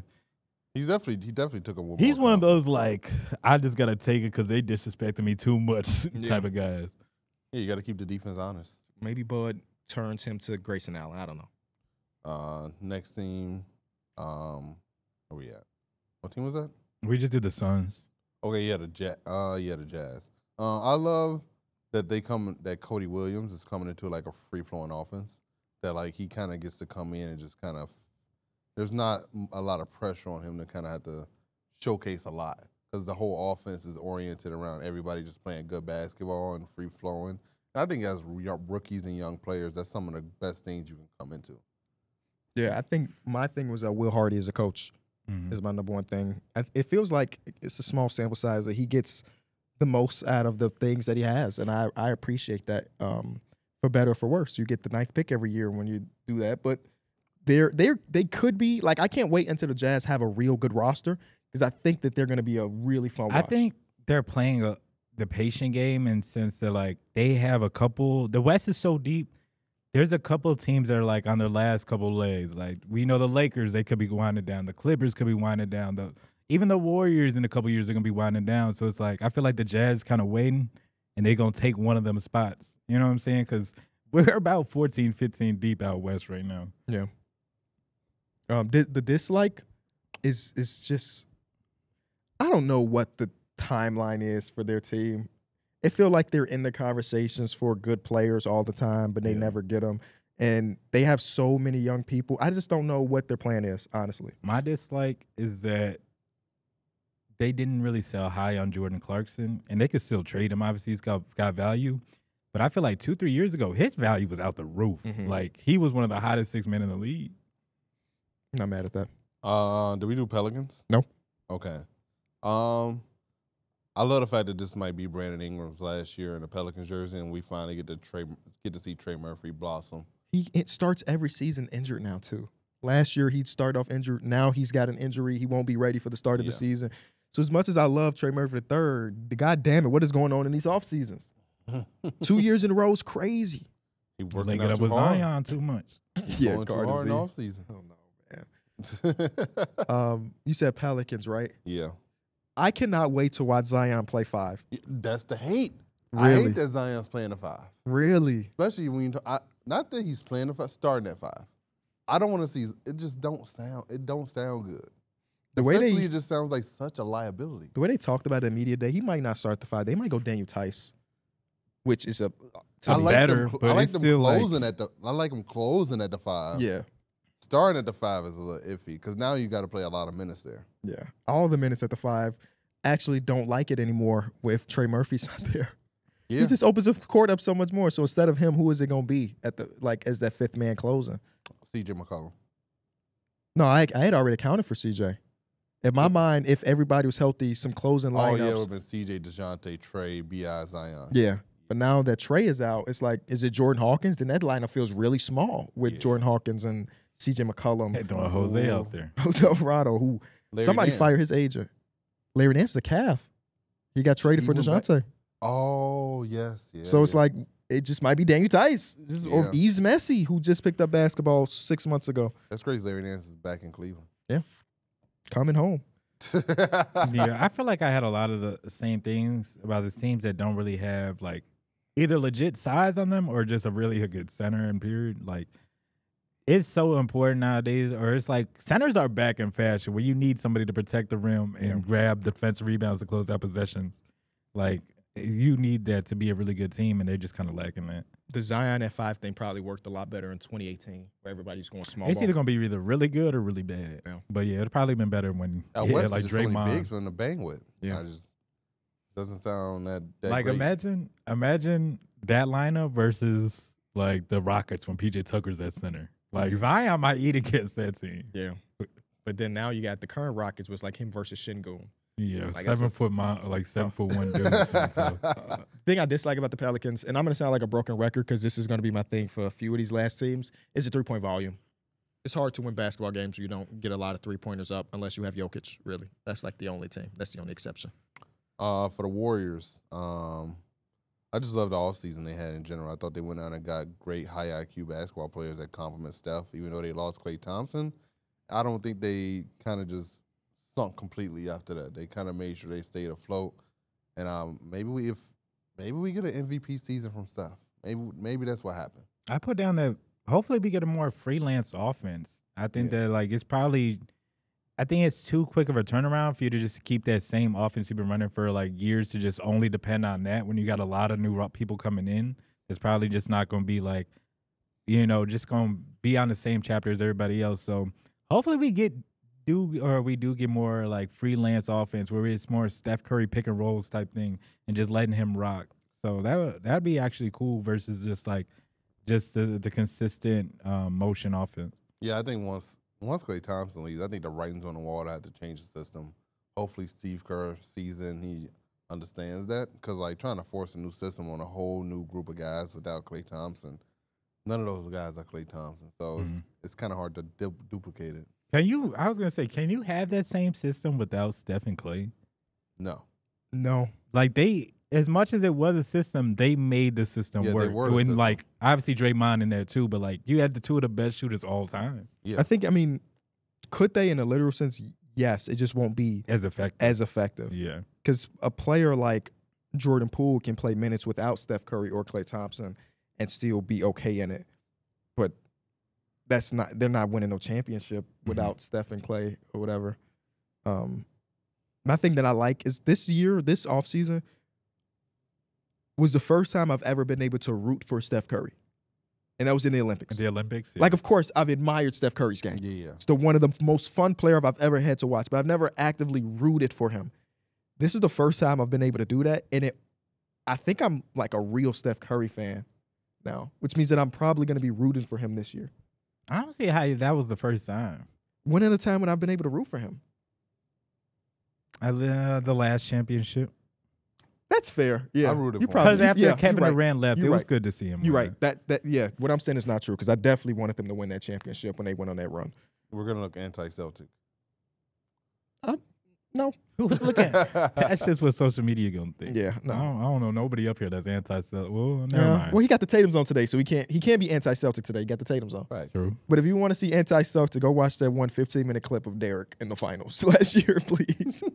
If you want to see anti-Celtic. The thing I dislike about the Warriors, and it's I understand why it happened, but not seeing Klay Thompson in that jersey is going to be so weird to me, bro. Yeah. It was just a trio that should have played every game for the rest of their lives together, and now it's a duo, and who knows what's going to happen. Maybe it won't even be a duo at the end of the season, but the Splash Brothers are dead, bro. 31 is crazy. I still don't. No more Splash Brothers. Man. No more Splash Brothers. Unless Kyle Anderson really pick it up and make it a reality. No more Splash Brothers. No, it'll be Buddy Hield. Buddy Hield sucks. You don't remember that one playoff game? No, that one playoff game kept his career alive, boy. They was down hella too, and I think they just put him in, and he started turning. And then he didn't play in the second half. Yeah, he just didn't play in the second half. Next thing we got is the Thunder. I think I had put down that they had the best offseason, but then this was the Knicks. The Knicks then came out and traded for Cat. So I still think they had the better offseason than the Knicks. So they got Mikal Bridges, and they traded for Karl-Anthony Towns. Yeah. You think that's better than trading for? I'm thinking about more more so like the fact that they got Caruso for like nothing. For what they needed, they had the best offseason. Okay. The Knicks acquired the best talent for sure. Yeah. But like they needed another defensive guy who can stretch the floor, shoot the ball. Alex Caruso, 40% three-point shooter, gave up a guy in Josh Giddey who didn't even play for you in the playoffs, at least when it mattered the most. They lacked their size and rebound, and then they went to get Isaiah Hartenstein. That's nearly a perfect offseason if Alex Caruso's jump shot continues to fall. So that's why I would say that they did. And it didn't cost them 7 first-round picks like the Knicks did to get their combination of talent. I can see what you mean. They didn't have to spend as much as the Knicks did in order to get the talent. The Knicks had to overpay, essentially, for their talent. You can argue OKC did too, because the Isaiah Hartenstein contract is huge. But it's also not very long either. Right. It's only, 3 years? Yeah. So huge but not long, yep. That's not bad. I'm not against that. My thing that I liked, this is about to be crazy, almost everything. Yeah, I don't have a dislike. This is one of the teams I don't have a dislike for. The only dislike I have is that their three-point volume is really low. They're one of the best. Like I said, broken record. They're one of the best percentage teams, and when it comes to shooting threes, they did not get a lot up. And part of that is their star player Shea is not that much of a three-point shooter. But I think that they're gonna have to get that volume just up a little bit higher. That's that's a nitpick at the end of the day. I think they're okay though. I think they have their certain shooters that do what they do. Like Isaiah Joe, I think he comes in and he gives them that extra 3-point boost that they normally don't have. And like I just think that's enough. I think they make it work for sure. Yeah. I think Cason Wallace is a really good catch and shoot 3-point shooter too. Yeah. It's like their bench guys are usually like the main catch and shoot guys that kind of do it. Lou Dort even improved his 3-point shooting last year. So like they have the guys to do it. It's just Shea is just such a heavy mid-range guy that it won't jump out on you at the box score. I wouldn't be surprised if it does get better though this season.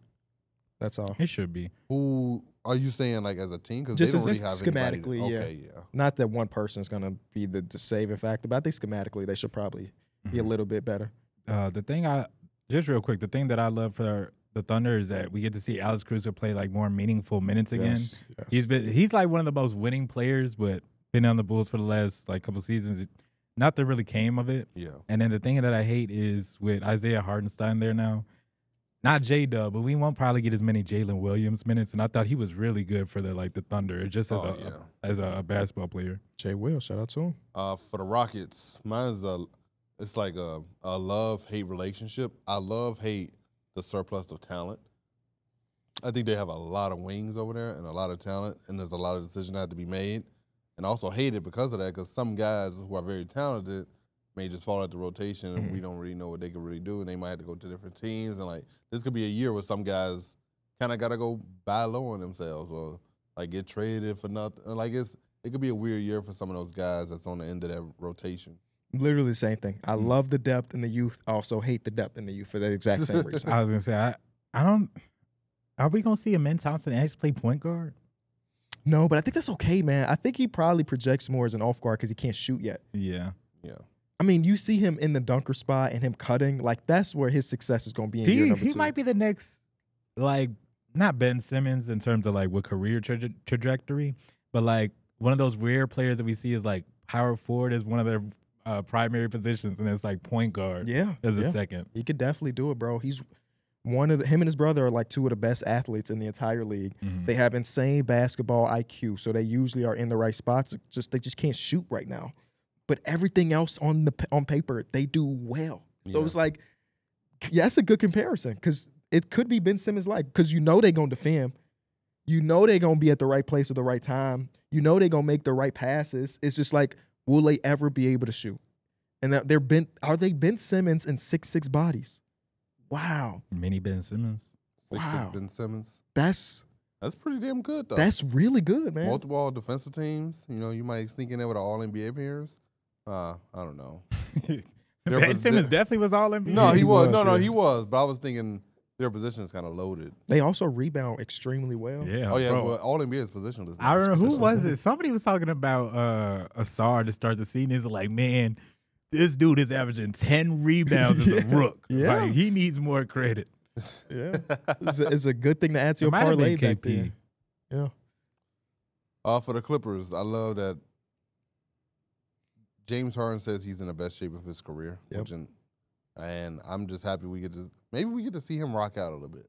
just to see some old versions of him, just for the fun of it. I don't think it's going to translate to a lot of wins or none, but it's just going to be fun just to see him rock literally out. what I put. I was like, we get to see a little bit of James Harden. It's not going to be as effective, but to see him back in that mode that he was in the Rockets, just carrying people, is going to be crazy. I put Zubac. He's a center that I've personally underrated a bunch in his career. He's really damn good. Yeah. I don't think so. You don't think he's really good? No. Zubac? I think he's good for his size, but I don't really look at Obviously, him we did our that. top 10 centers. He wasn't in the conversations. No. Where do you think he ranks I think he's in the hierarchy of centers in basketball? Starting centers. Is he 20 through 30? probably like 20 through 25. Him or Vucevic? Vucevic is right next to him. Okay. But a lot of centers, Who's some other centers? Yeah, give me some other centers. I'll tell you if I'm taking over Zubac. I mean, Hold on. Valanciunas. I would probably take him over Zubac, yeah. You take Val over Zoo? I'm taking Zoo over Val. Clint Capella or Zoo? Capella. Zoo or Claxton? Claxton. Zoo or Mark Williams? It's hard to say. Mark Williams don't Mark fucking Williams, play. if he was healthy, He's I'm already taking, injured I'm again. taking Mark Williams. But honestly, since he can't stay healthy yet, I'm taking Okay, Zubac. Zoo or Nick Richards? I might take Nick Richards. No, you're going too far now. Bro, I don't You're going know. too far now. I don't know, man. I told you, I really get turned off with players that, like, especially big man, that just hands are bad, bro. What about And he's got some Jakob? stone hands. Jakob. Jakob Poeltl or Zubac? I'll take Jakob. Really? I think I'm taking Zoo in a lot of these cases. Zoo or Derek Lively. I think most of us will probably say Lively. Yeah, Derek right? Lively. I think Aiden would also be over Zoo. I might fuck around and take Zoo over Aiden, bro. For You real? crazy. I might. And You what else? crazy. I think he's a better defender. He's one of the best You rim think protectors so? in basketball. Yeah. But He can stay by the rim. Percentage-wise, He can stay percentage-wise. by the. He's not moving them puppies, bro. Aiden, I mean, But I Aiden's think very that's stiff, kind of too. fine. It's rare that we have both as a center. Yeah. Everybody can't be Rudy Gobert, who can do both, can do everything. He's the best Claxton. defensive player of all time. Come on, Claxton Oh. right there. Stop playing with him. I don't know. I haven't watched Claxton in like 2 years now. Damn, how? I'm exaggerating. Oh. I know I didn't watch him last year, though. I tell you that much. My Claxton film knowledge from last season is almost non-existent. You missing out. I'm Defensive master. And unfortunately, I'm not watching him much this year either. Damn. They're going to be my least watched I team was this gonna year. say, is he really for to be tuning in? Cam Thomas. I will watch Cam Thomas highlights. I moments. guarantee if he going off, them highlights gonna be right on Twitter on your For You page. Or I could just switch over Or when he's whatever. got 30 in the second quarter. But like, if they have a game against the Atlanta Hawks, or I could watch Detroit versus Charlotte, I'm watching Detroit versus Charlotte. Yeah. No, for sure. There's way more of an incentive to watch. You got K versus LaMelo. K versus Big Mills. Yeah. And Yeah. also the commentating group is pretty damn good. But then again, you got Eagle, right? Eagle and Company on the Brooklyn Nets. They're one of the best broadcasting groups in basketball too. The thing I dislike about the Clippers is they're just in no man's land. I think we talked about it before. Don't need to. My dislike, beat I up on don't them. like the Clippers. That's gonna be my dislike. Hell no. Your dislike's been funny as hell, bro. I just dislike the Clippers. Clip it. Clip it. Clip it. Like, That's hilarious. There's nothing there for me to want to enjoy it. It just looks. Not even Chris Dunn? Nah. I'm happy he got another job and he doing his thing. Shout out to Chris Dunn, but that team does not appeal me. Yeah, I my feel thing you. that I hear is just that, like, even when we could have thought like this is the year, maybe we get like a different type of Kawhi. He's already coming into the injury talking about like he's going. I think he said he's looking to start the season opener, but even though the fact that it's just a question in the air, it's just like he's gonna be dealing with this through this season. I think they're going to be bottom 5 in my most viewed team list. I think they're going to be bottom 5. Clippers, really? Mm-hmm. Even with watching James Harden rock out? Yeah. I'm gonna say they're not just because it's gonna be the late night game. If it's not the Lakers or the true. Warriors, True, I and can you're gonna see be like, I'm gonna tune in. So what's your bottom 5 you're projecting to be the least I watched? know that the Nets are dead ass last. It's just Where are not the Wizards on this list? probably 29th. Okay. Pistons? I was gonna Pistons say, are somewhat high to me, at least I was early in gonna the say season. Portland, just because I don't know, bro. Portland, I'm not super excited to watch that team. Excited maybe like Scoot and probably Donovan Clingan. Who would I rather watch? I think early season, I'm going to be more intrigued by Portland. That might die in 2 weeks. Yeah. And then the Clippers take them over. But they're in the same bracket of watchability to me. Obviously, the talent is in the favor of the Clippers. Do not get me wrong. But maybe it's the lack of knowledge with the Trailblazers when you think about, what could year 2 Scoot look like? What did Denny Avdia what can he do? Donovan Klinger, what can he do? Shaedon Sharp played a handful of games. What did he do? Like, there's more intrigue there. While the Clippers, we kind of have an idea of their team and what they could be. So it's not a lot of intrigue there for me.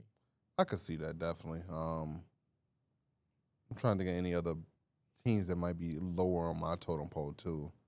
Like, I'm looking I think at the these other Raptors teams. might be up there for a team that gets a lot of watch.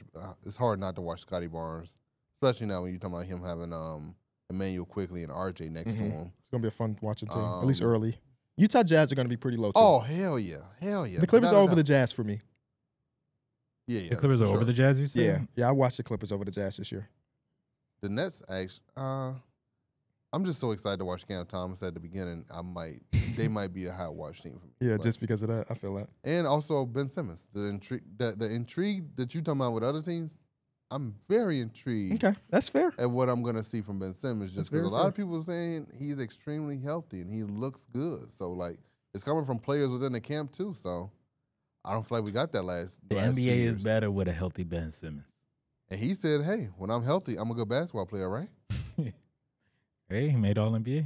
You got to be doing something right. So he seems like he's being slept on. So No, don't say that now, because it's been 2, 3, 4 years since we've seen him. so when y'all see y'all favorite point guards in jail, remember what y'all said. Are you quoting him, or are you just speaking for him at this point? Speaking for him. Kobe White is cooking his ass. Kobe White don't want to see prime Ben Simmons. He's not going to see prime Ben Simmons. That's the problem. According to Ben, we getting prime Ben Simmons. Okay. He has to have that mindset, and I respect him for having that mindset. But no, we're not. You got to show me. Yeah. If they do have him and Claxton, They cannot play together. well, they will, though. They're going to lose so many minutes. Eventually, They won't be able to score. the other team won't be able to either. That's the best thing. Give me the luck of the draw of the other team scoring. The best thing that came from Ben Simmons and just like his small downfall is he was one of the cheesiest players in 2K. He still is cheesy at like a 75 overall. So imagine if like a 90 overall point guard. You don't want to go against that. You don't want to go against that. But other than that, we missed the real Ben Simmons. I'm very curious. I'm sure they played some minutes together. Let me see what Claxton and Ben Simmons' net rating is when they're on the court together. Sounds Didn't Ben Simmons nasty. play like a low? Yeah, but they've been teammates for like 3 years, I guess. 2.5 years now. Yeah, you're right. So if I just take all of the minutes from that sample size, then that's true. it might be 100 minutes. On Ben Simmons' ass. Who knows? That's crazy. Give me the next team and I'll look this up in the meantime. Oh, that was the last team? That was. Did we do Wait. Like, because we forgot a team before. All the Did we do it this There we- Spurs? see, look, yeah, there we go. 'cause There we go. That was the team I was waiting for because there was a team I was like, I wish they was out east Oh, because they yeah. could definitely be yeah. like a They strong definitely playing could. team. It definitely could. You know, I love the fact that the Spurs have Chris Paul to be there with Stephon Castle. I think it's a great thing for your rookie PG to be able to come in and learn from essentially a top 10 point guard of all time. Hey, I don't want to turn this into a rant, but the other day, Ben Simmons was asked. I'm not Ben Simmons. I'm typed in Ben Simmons' name. Anthony Edwards was asked, in a 101, who is winning? Prime Chris Paul or Rondo? prime Rondo? He said Rondo. What the fuck are we doing? I tweeted that. What the WTF is this? And the amount of people that was on Team Rondo makes me feel like nostalgia is killing basketball. Because it wasn't a single day in Rondo's career where he could fuck with Chris Paul. And I love Rondo. Yeah. He was not messing with Chris Paul, bro. He did give him that bink though. You're right. He did give him that bink though. He did. You're right. Let me stop because he did piece Chris Paul up. He pieced him up. But Chris Paul probably didn't give that boy some buckets. Chris Paul is in a whole different tier of a player than Rondo. And it's not close. Again, if they got in a ring, give me Rondo. I see Pierre. He had the Rondo gif. And he has to be trolled. I wish he was here for this conversation. Because I'm waiting for somebody to give me a legitimate argument other than he did win a championship. He played with 3 first-ballot Hall of Famers. Hey, don't act like he just got carried now. Again, I love him as a player. You're right. But he was not as important as those other 3 guys. Can we agree there that the first-ballot Hall of Famers? Yeah. Rondo has never made an All-NBA team. I will say Chris Paul has 11 in Rondo's career, and then 3 after Rondo retired. Yeah, they was sure. I think it was just Chris Paul had 3 after Rondo retired. After Rondo, or 2 because the last year Rondo was. Let's say not when he retired. Last year, I'm counting Rondo's last year as his championship run with the Lakers. I think you also. Yeah. Okay. What did you do after? I think you also. He went back to the Lakers eventually. Oh. You're in the minute. I feel like a lot of people, not even just like hate Chris Paul, but like they probably dislike Chris Paul more than they like him. Yes, 100%. Like he's one of those players that you gotta like. It's a strong polar opposite, and like you could even say with the like. They was talking about Greg Popovich. Like Greg Popovich said he had to like. They basically like despise each other while he was in the league, and he's like it's mutual. You know what Chris I'm saying? Paul has not been a very likable guy in his career. No. He's just not. I can agree with that. Jeff Teagnum on his podcast, they talked about it recently. They said that Chris Paul talks shit, but Chris Paul try to hit you low. Like he try to really hit you low when he talking, and it's like I can understand why people might hate him. Even Kanye hate Chris Paul. Hell no. That's for other reasons. Speculation. But if you talk about every aspect of basketball, the only thing Rondo was better than Chris Paul at is rebounding. Yeah. Because even then, you can say, you say like in a one-on-one. NBA players are playing 3 dribbles. There's no rebounding. It's get a stop, you get the ball. Yeah. And is Rondo getting that stop? Yeah, they're going to get stops on each other for sure. Rondo was a good defender. He was. So was Chris Paul. Chris Paul was a good defender but too. Offensively, Rondo was. Limited. I don't know what Rondo's like in an open gym setting. So limited. I mean, in an open gym setting, it's different. You know that dudes turn to guys in open gym settings. So imagine Chris Paul. Oh. If you think about Rondo turning into a god, what does that make Chris Paul? There was not a single year of Rondo's career where he was better. No. Somebody tweeted like, and this is unfair to Rondo, but I thought it was funny. Rondo's career high in points is like 11 points per game. Chris Paul was 38 years old when he averaged 11 points per game. Rondo's career high is 11. Because he just he's never been a volume. He's not. I know, but 11 still. I'm sorry, 13.7 is the exact number. But what's the best stat? What's the stats along with that though? 13.7, 11 assists, 6 rebounds. How many steals? What's the 1.8? And he made an All-Star that year. Like, yeah. Again, I'm not taking away from Rondo's career. Yeah. It's a phenomenal career. I'm so happy he's getting to coaching. I think he's one of the smartest dudes we've seen in our lifetime as a basketball player. Coaching the Bucks. I cannot wait for that. But there was just no world where he is messing with Chris Paul. I hope he stays on the Bucks coaching staff. The way Doc Rivers talked about it seemed like he's gonna be there. That's good. He said you're gonna see a lot of him, which is phenomenal. Because Rondo is super smart as a person, and as a hooper. He's just not Chris Paul. You remember what Derrick Rose said? He hated going against Rondo. He ain't say Chris Paul. He did. Yeah. He said Rondo. Yeah, he said he hated going against Rondo because he, as a point guard, you're not used to boxing out, and Rondo was the guy you had to box out. Yeah. I just wonder what Chris Paul would be talking like. He's talking about low blows. What he be talking shit about too? Enough to get pieced up, I tell you. Because in the NBA, he is only 6 foot. Yeah. He thinks he's the president of the basketball, yeah, he is. Whatever it's called. The Basketball Players Association. Yeah, he think he just say whatever he want. No.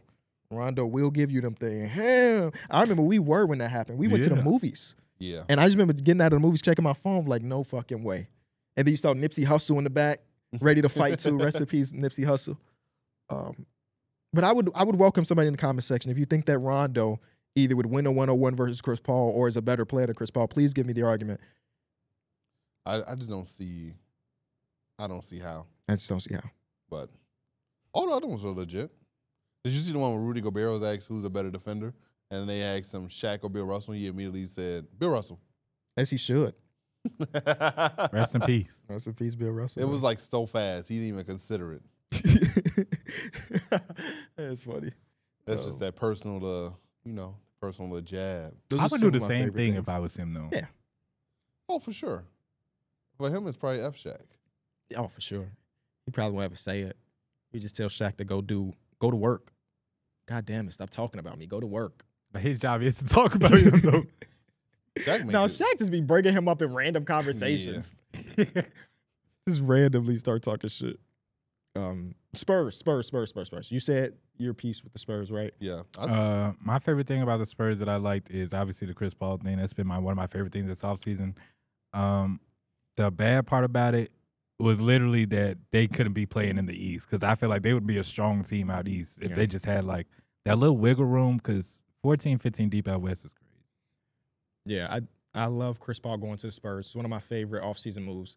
Chris Paul is well past his prime. The last 2 years of Chris Paul have not been good. But it's not about what he does on the court. It's this that they were missing from that point guard position. And now he's still in the Stephon Castles, in the Trey Joneses. Hell, even in the Jeremy Sohans, who's not a point guard. But damn it, somebody need to teach them how to give Wemby the ball. I think that's the biggest thing right there. It's going to be so many instances where Chris Paul just honestly, he just throws it to Wemby and lets it work. And it's just like, that's all they need. There's so much knowledge in that huddle now. You're talking about Chris Paul, Harrison Barnes, and Popovich all being in that huddle. Yeah. There's a lot of basketball knowledge. Chris Paul and Harrison Barnes in the huddle, and only one got a ring. Crazy. You said Chris Paul and who? Harrison Barnes, and only one got a ring. I remember Chris Harrison Paul don't have a Barnes ring. having Harrison Barnes got a ring. Oh, yeah. I remember Harrison Barnes having the worst playoff series of all time. Let me see if I can find those stats. Oh, well, that's because the Cavs said leave him open. And he was so stinky in that series, bro. Because they had, Steph and Klay on the court, shit. I gotta worry about them too. Yeah, I can't let them get going. Oh my God, he shot 29% from the field, 20% from three, 8 points in 30 minutes. This is the 3-1 comeback too, right? No. This is a series versus Houston. Oh, I thought they won that, right? Yeah, they won. Didn't the Cavs also have the same game plan? That series he wasn't as bad, but he was still bad. 10 points per game, 40% from the field, 24% from three. So he wasn't as bad. 24% from three. Yeah. Yeah, they was letting him shoot it. Nasty stats, man. That 24% from three helped a lot. But in that finals, the one ring that he does have, he did shoot 42% from three on 10 points per game. Black Falcon. Yeah, they now got some real vets. It's no longer just fucking Nick Collison, not Nick Collison. Zach Collins? Zach Collins and Doug McDermott. Those were they vets before. Now they got real ones. Now they got real ones, man. I'm excited for that season. They're pretty high on my list. I don't have a hate for them. I feel very similar. It's hard to nitpick a hate. It was more teams out west that I feel like I don't really have a hate for them versus out east. Out east, I felt a little bit easier for each team. That's how you know parity exists. Because some of the bad teams, it's kind of hard to nitpick a hate. They're supposed to be bad. So, like, what am I don't know. It's sort of like a weird thing to nitpick sometimes for some bad teams. And they're one of those bad teams where I think everything around them kind of like it goes well together. That's all 30 teams. Did you ever find out what those Claxton and Ben Simmons numbers? Yeah, actually, they're a lot better than I thought. Their net rating in 616 minutes they played together. That's a lot. Right? And this is the last 3 seasons combined. Plus 2.7. Positive. Positive at least. It's positive. What's the defensive net rating? Defensive net rating is 113, and then their offensive rating is 116. Now, you know the next question I'm going to ask is how many of those minutes was Kevin Durant and Kyrie Irving and on the court with them? Oh, yeah. That's a good point. James Harden. True. Yeah, it's definitely carried by that, I would say. But now Cam Thomas can carry you. Yeah, I guess so. Y'all got any more basketball talk? No. No, I was really waiting to do that Chris Paul ramble, so I'm glad I got it off. I told you, bro. I'm finna go see. Actually, I'm supposed to go see Joker tonight. I've never been more indecisive if I want to go see it because I've seen the reviews and everybody's talking about they just don't like it. Yeah. And my or girlfriend. Is that just the clicks? No, it genuinely has bad. It's got like a 30% between the audience, because that's the real thing I think about, and the critics. If the audience says a movie is decent, that's all I really need. It don't have to be the best movie of all time, but if the audience says it's bad and the critics, they went from a movie that I was so excited for. Davis had a tweet that went viral. Uh-oh. Yeah, he was like, I'm about to go see the Joker. Can't wait. The first one was so good. And then he just quoted it like, man, WTF is this? And it had like 100,000. No, that's what I've been seeing. That's like the trend on Twitter. Everybody's been doing that. That's a trend. It's just I don't know, bro. I will be honest with you. I know the ending. I got spoiled on Twitter. Obviously, I'm not going to do that for the people and you, but yeah, I seen something in one of the comment sections. I can't go through the comments no more. Okay, so if the ending that I saw is the real, because it could have been a fake tweet. I don't really know. Yeah. Then what the hell are they doing? Because the first movie was one of my it was top. It was fun. top 5 movies I've seen in like a decade type thing. I'm curious, when the cast is putting together a movie, right? Nobody's over there like, this ain't our best work. Sometimes I feel like they just they know they can do it because the money will be there. The money will be there. That it's like people are still gonna go see that movie, no matter how bad it is. It's people like me that's gonna go see that movie, and it's just like they might as well get the money out of it. That kind of has to be the end of it because the next one, I think that it shouldn't even had a number 2, whether if it was good or bad. I thought the first one was so decent by itself. I think it could have existed. The ending of the first one was almost perfect. Yeah. The way it has it too, I feel like they could have ended it right there, and they could have brought or shown part of that story in a different universe too. You know what I mean? Yeah. I just don't like the idea of it being a musical. They said that's overblown.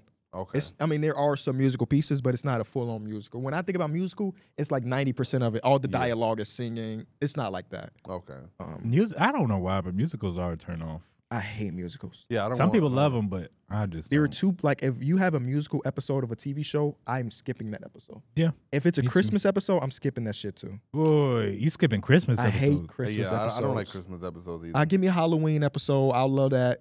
Christmas, I hate Christmas. I just seen a tweet too. When Family Guy has like Christmas, they like fake deep. Yeah. I just give me the comedy that I'm here for.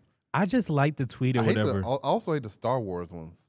Like Family Guy does like the Star Trek and Star Wars collabs. The Star Wars one, I hate them. The Star Wars one is good. I don't mind it. I don't like them. But you don't know the references and stuff too. Yeah, right? He don't know it all. Yeah, so I think that plays a part in it as well. Like watching Don't Be a Menace ain't gonna hit unless you watch all the movies they parodying. Yeah, and I feel the same way about that one. It's a big interview with Marlon Wayans that came out with was Shannon Sharp? He does have one with Shannon. Yeah. I haven't watched it yet. And it made me and I've only seen clips on TikTok and Twitter and stuff. I guess I underappreciated the Wayans family, man. I forgot how much of media that I've watched as a kid they had a part in. Yeah. I mean, they were a pretty big group. I think he was just getting into it with somebody on Twitter. Uh-oh. I think it was like Soulja Boy or something like that. Oh, shit, Soulja. Soulja into it, everybody. One thing you said about Soulja, he going to stay relevant one way or another. Yeah. From a streaming aspect to dropping video games that he gets sued about.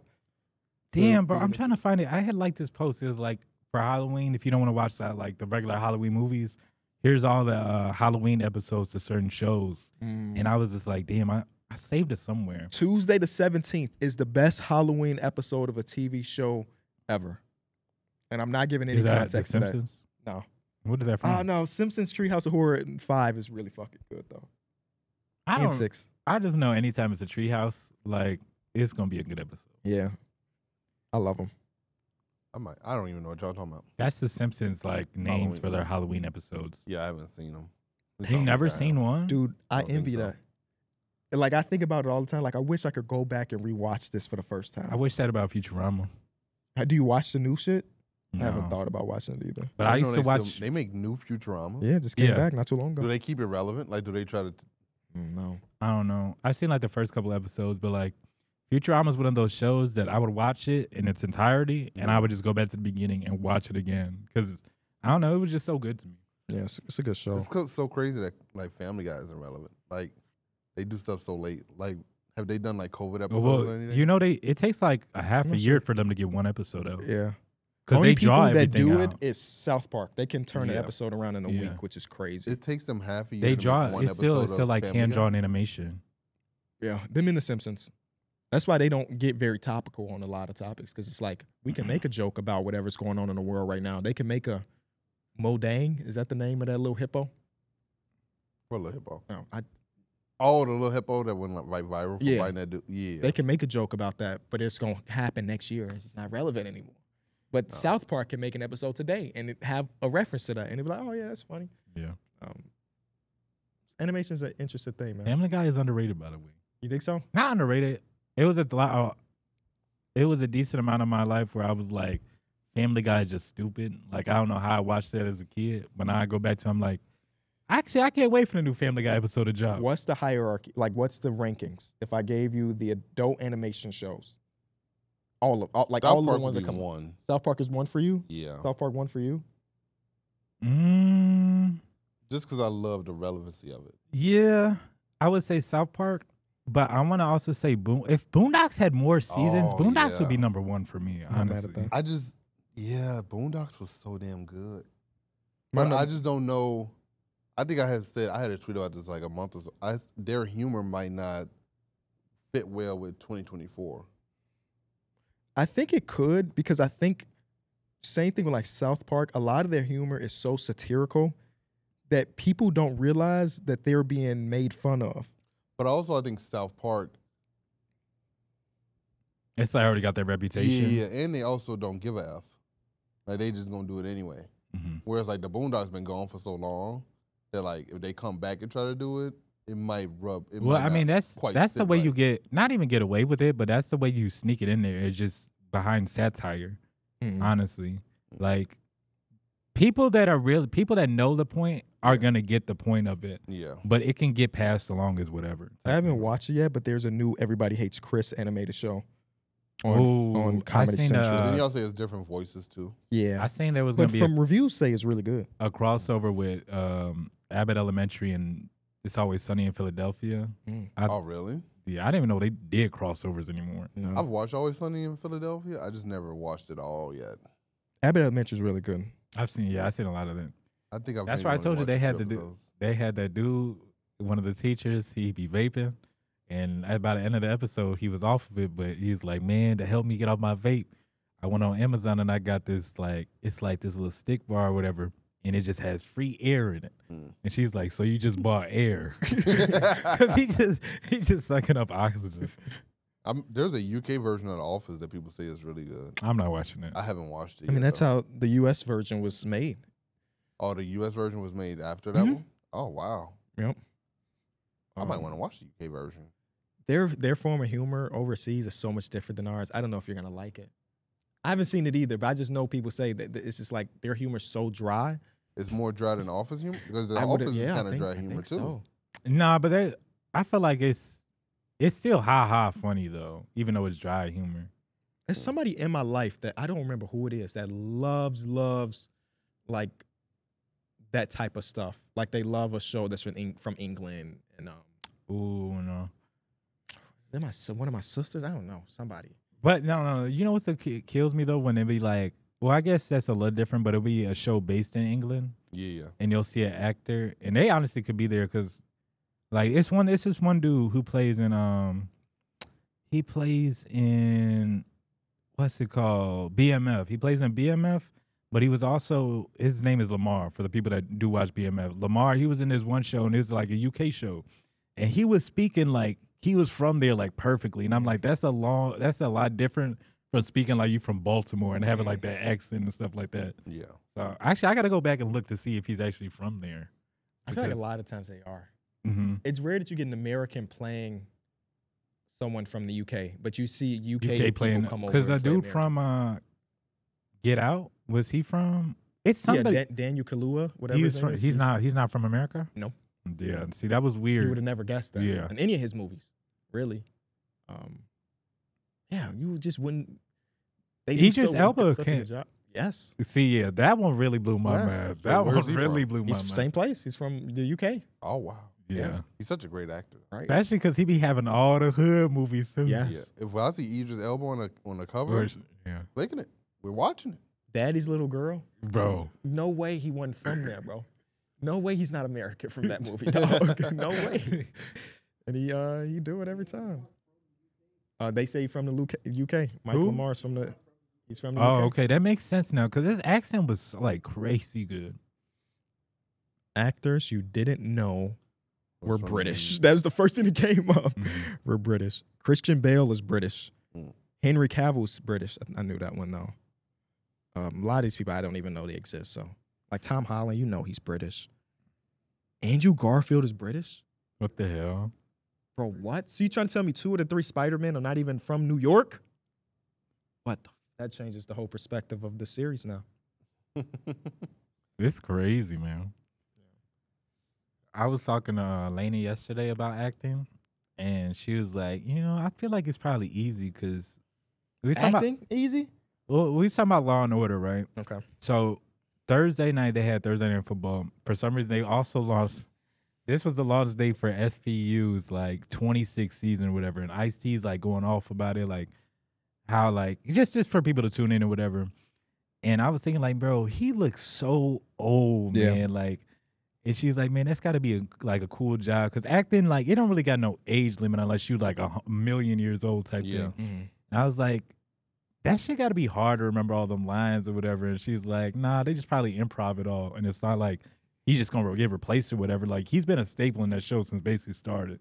I think being able to act on improv is good, but they definitely do try to follow a script.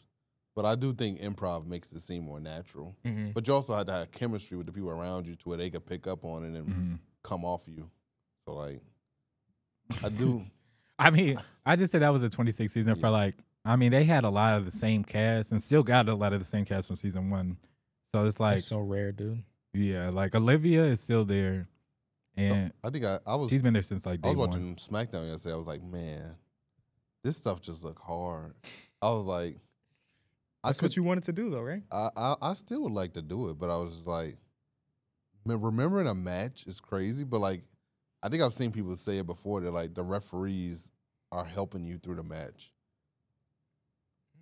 Like the referees are talking to you, like they're reminding you of what spots are coming up next and all that.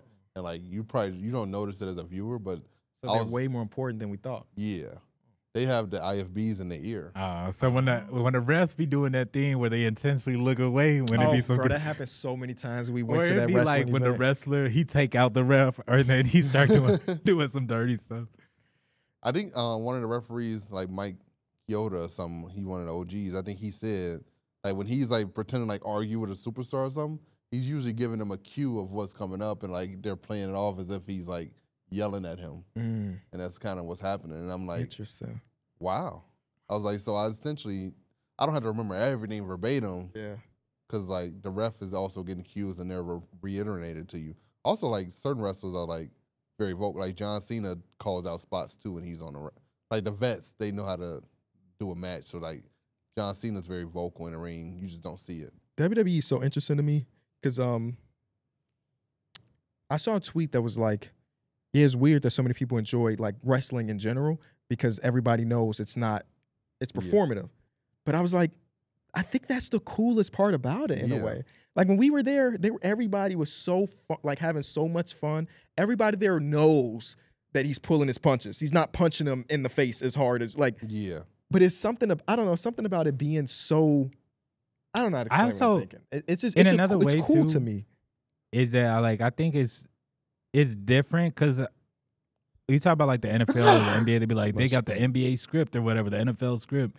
They actually have a script, bro. And so like they already know what's coming, but it's just like the anticipation and not knowing as a viewer is just like, the excitement for him. I've been wanting to get back into it, Mills. I just don't have enough time. I think they said they was coming to Netflix, isn't it? Yeah, it is. Yeah, it is. So, but once it's hard to keep up during the NBA season fully because like gotta watch games, so right? Like, gotta do my job.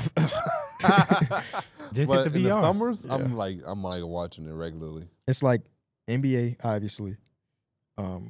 NFL is now a big part of my life. I cannot wait for tomorrow, bro. That's the most fun I have. I got a lot of new players that are starting for me, man. So didn't you do a trade this week?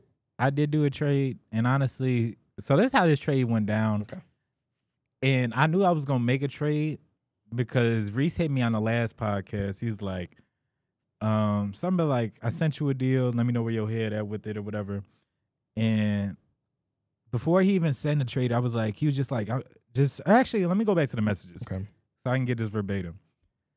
He said, this was on one of the podcasts he did me. He said, holla at me about Dobbins or Stevenson. Can do a swap, et cetera, et cetera. I said, I'm going to check it after I get out, like, once I get home or whatever. He said, no rush. Holla at me whenever. Later on, he said, I sent you a deal. Let me know where your head at. But this is how I knew I was going to make a trade, because when he first asked me about them, I said, Bet, I got you. I've been looking to move they weak ass. I was like, that's terrible trade tactics by you, by the way. I know. But he sent me a trade for them, and honestly, J.K. Dobbins been okay, but Stevenson been so up and down. Tell the people What's at the home deal? the actual deal. Let me pull it back up. 'Cause I didn't even. Honestly, You didn't even see I it. don't It even- was- The I last think couple I deals that ex- happened have been smaller. I think I deals. accepted it late as hell at night, by the way, too. Yeah, But, I like, remember waking up and like, oh, there's another trade in the league. how the hell Moss do I has get been back? trying to get me to do a trade with him. He wants to trade me. What's his name?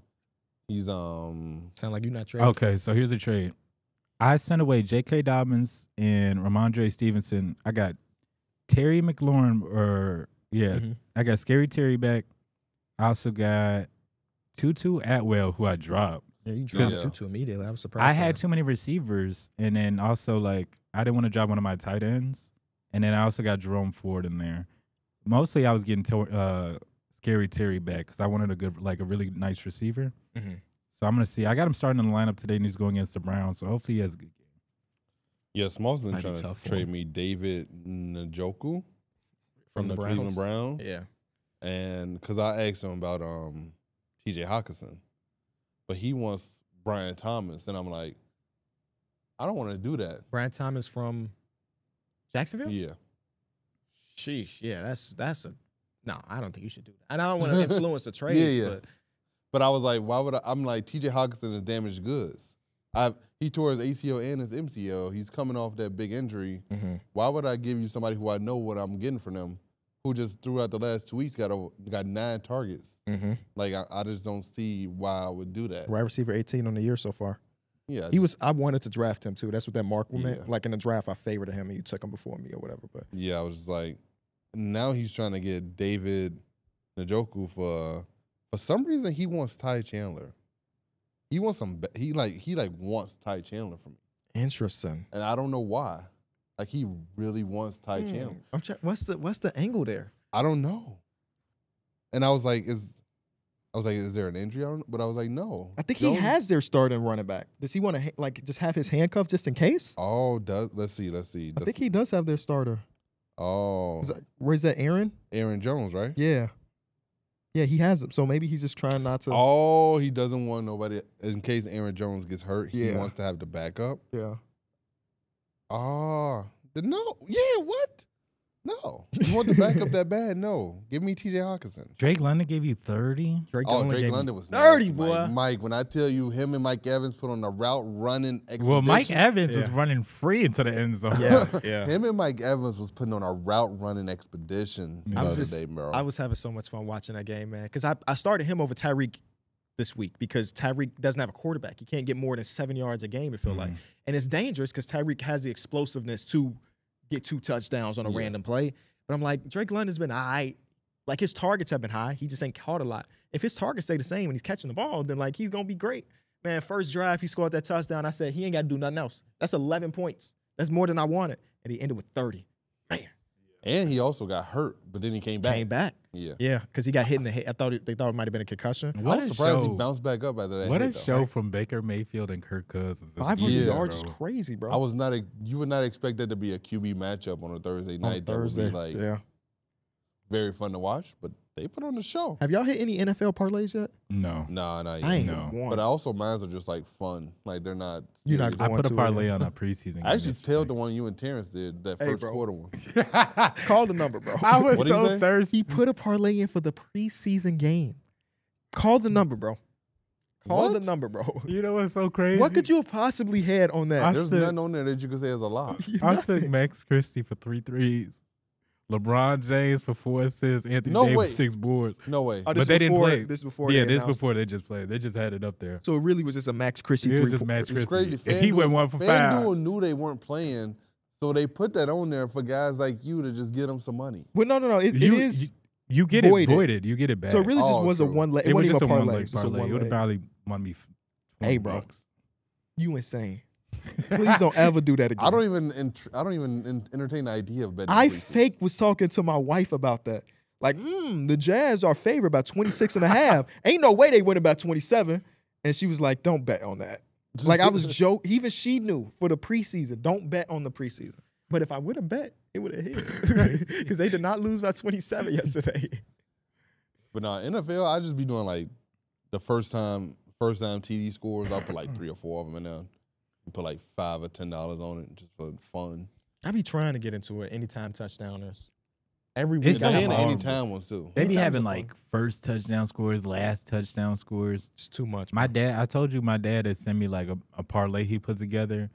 And I was looking at it, I was like, honestly, he wasn't that bad at all. But he had like 11 people in it. It's like, obviously, somebody's going to mess up. Yeah, it's any parlay that I put together over 4 legs, I know I'm losing. Yeah. So I'm taking 4. And if I have multiple bets that I like, I'll just make multiple parlays Yeah. and hope that one hits. But Yeah, Sunday That I many legs look is at the crazy. matchups. I'm like, okay, which I think- receiver I think gonna get in the end zone, which running backs I think gonna get in. That's kind of all. I think my ideology with it is just like, it's a lottery ticket. Like, yeah. if I could win, and I don't want to sound like just it's whatever because money is money, but like if I get $200, I probably ain't gonna do a shit but put it back in my FanDuel account. Yeah, I'm not like taking I'd it rather out. get like try to win a decent amount so it's like, oh shit, I could go buy a brand new TV, spanking TV with this or something like that. Next week I'm winning this week, I believe, Mhm. unless somebody crazy pop off for Mason. Because Mason I dropped the dumbest thing I did. Dontavious Wicks, I dropped him 2 weeks ago. He's been turning on. His quarterback is back. I just didn't think about it.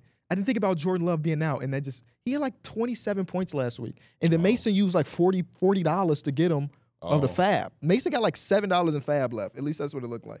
Mhm. And I'm so pissed that I dropped him. So you saying I could leverage some cash on him? Nah. Oh, and y'all him? Yeah, maybe. But I was thinking to myself, because all of my big trades have happened because I had a guy on the roster Yeah. that was turning up that I didn't have room for. Zach Charbonnet to him, and then I gave you Zach Charbonnet, and I gave him. I gave him Chuba. I gave you Chuba, Yeah, I got and him. I gave him Zach Charbonnet. Charbonnet, who didn't even get a rush in his last game. Yeah, Kenneth Walker was so damn He's good. back. I mean, But next week, listen to my buys: Kyron Williams, Devon Achane, Tyreek Hill. That's 3 top 2 round picks that will not play. So if there's any time I'm gonna lose, it will be to John next week. But then Jonathan Taylor is out for him, and who knows how long that's gonna be. yeah. I don't He have, still hasn't taken him out of his lineup.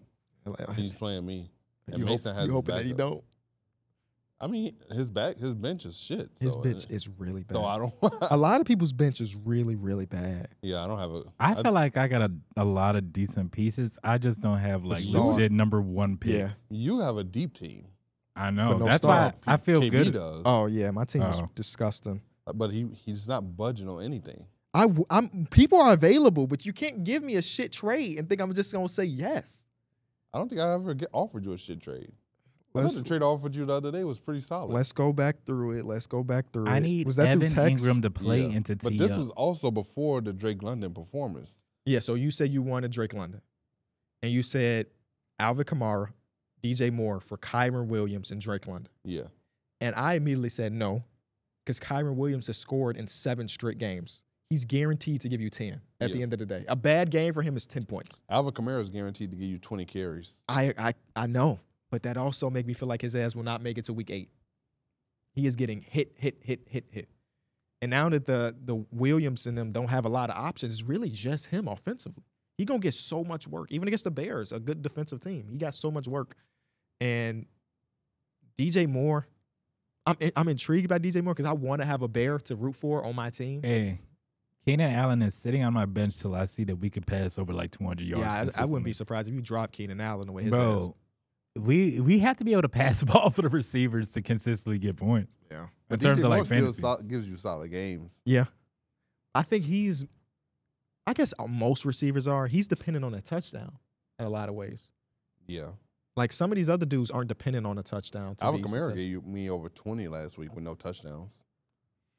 But there's a reason why you've offered him to like everybody in the league. You're trying to sell high, which I respect. You I'm can just sell not them high the to me. I'm not the target audience for a sell high because my team is so good. You know what I mean?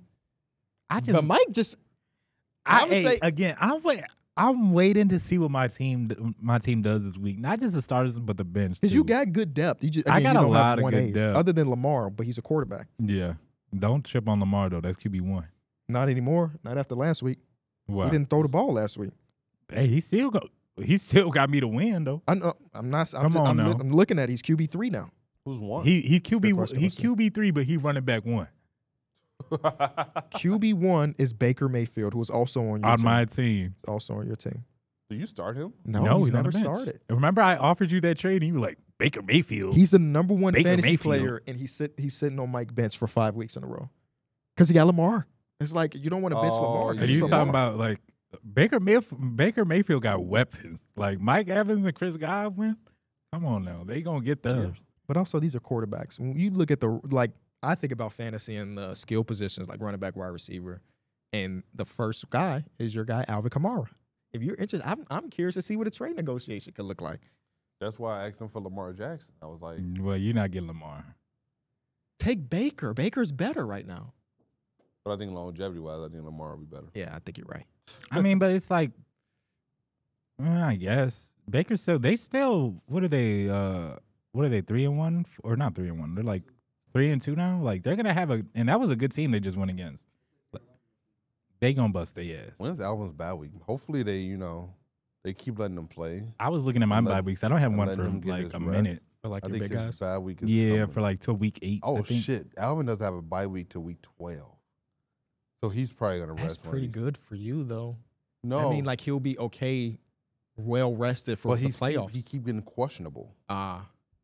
Oh, you saying he need that bye week to kind of Bro, chill my out right bye now. week for Lamar is not till the 14th. Damn, I that's so feel much bad. football to play. I don't understand. If you have a bad week, if they give you a bad week so early, I would hate that. Give me a bad week in week 5, Mm-hmm. Tell Yeah. me now I just got to play. I would rather have it later in the year. Hey, Caleb can't be in the league next year. Why he don't? He don't check his lineup. He's got Justin Jefferson just sitting on a team with 0 wins. He hasn't thought about selling Justin Jefferson to win a game. That's He put us crazy. $100 in. He did pay $100 to be in the league, which is just thank you for the donation. But I'm gonna text him and say, can we talk Justin? It's Jefferson? so crazy because he hasn't changed his lineup, but the week that I play him, it says Raheem Mostert is supposed to be back. Devin Singletary is doubtful. imagine you lose to Caleb. Nah, if he's projected, well, they don't really matter, but only to be projected only 60 points is crazy. That's I know what that's like. really crazy. You said you know what that's like. But your team turned up now. You good now. I'm projected to get over 80. Yep. And you might be John, and you'll be 2-3 on the season. Playoff push, man. I know John's a big win. You know, he's right there in that area with me, so I have to beat him because then I think next week I got Mikey Wikey, who is a guy I need It's a to. good matchup, I think. Should be a good matchup. Why is there a thing when like, not even just you take a guy off your parlay who you had on there, but like you put a guy on the bench and he just turns up. I That's finally how I made felt this. about DeAndre Swift last week. He had like 20. He was turning up too. He was And broke one and Kyle everything. Pitts ain't done a damn thing for me. And as soon as I put him on the bench, he just looking like he back to tight end. Likely one. had that crazy game where you started Cal Pitts. He ain't done shit since then. I don't know Well, if he got I- a single reception. I wasn't planning on starting Isaiah Likely. I just No, drafted him no. because I got him. Well, I liked him as a player. He's already off your team, right? You dropped Yeah. him already. Yeah. Damn, he was that bad. Well, I dropped him for Mark Andrews. I legitimately don't know if he's got more than Mark like Andrews Or not was Mark sick. Andrews. I Oh. dropped him for Evan Ingram. I'm Mark looking at Andrews Mark Andrews. stink too, though. Yeah. He don't even run routes anymore. He's just The out blocker, there. the Yeah. extra lineman. Yeah, when you got Derrick Henry, all they do is run. He just blocks. He just blocks, block. Yeah, that is kind of crazy. Yeah, Like, man. He was one of the top tight ends off the board. Yeah, I was considering him, but then I took Travis Kelce, who didn't start off the first 3 weeks good, so I traded him. Now he's gonna get so many more targets. Yeah, at least with in theory. Rice is out. Yeah. But I really wanted to, Xavier Worthy was the guy that I was like, damn. You did trade him away, didn't you? Yeah. You shouldn't beat yourself up over it though. No. Nobody knew that he was about to. Patrick Mahomes gonna kill his own teammate. Is there any update on that? I still haven't seen whether or not he's out multiple It weeks. says a or- serious knee injury, but they haven't said the severity of it. But they put him on the IR list, so at least it's 4 weeks now. You know who should be pissed? Everybody that drafted Christian McCaffrey. Yeah. That's crazy, bro. You know what's Both of his crazy? Achilles are bothering him. That's I was about crazy. to. I tried to. I think I sent Kyron a trade just to see if he'll budge on Christian McCaffrey, but He nah, still did it. I might as well just No, I think it still might be up there. Oh, so you I might have to go get take rid of that that shit down. right now before he comes to his senses. He tried to. Having the first pick in the draft not play a single down for you, that's you so far behind. You have 0 first rounder. Yeah. There's no way you can win a league that way. But having Tyreek Hill without his QB is also very bad. Pretty bad. Not A lot of the saying- top but picks have been on some BS. Jamar Chase had a good game recently, but It's really just like because even like Breece Hall has not been good. that was one game though. Just in general, you look at him. He's not close to high RB rankings. But that one game Brings him down. because he only had 2 points. Let me see where he's ranked overall. Where do you see that in the? You go to players, or you go to leaders. Yeah. Oh, bad. I never clicked this tab. So What we you talking said about back-wise? Baker number 1, Lamar number 2. Breece is 18 is Oh what. wow. That But other than game- that, no, I didn't realize he had 15 assists. You take both of those games before that. yeah. But like his carries being only 10 against Denver is kind of insane. I guess Denver's defense is really like that. I know that their pass coverage is like that with Surtain, but I didn't know the rest was like that. But like CeeDee Lamb, if it wasn't for last week, he'd have been pretty low. Now he's yeah. wide receiver 12. Before that, he'd been hit or miss.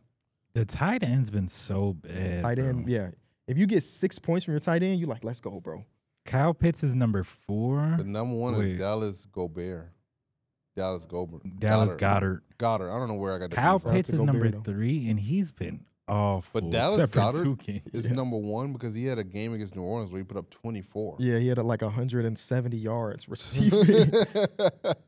The only George Kittle's on here.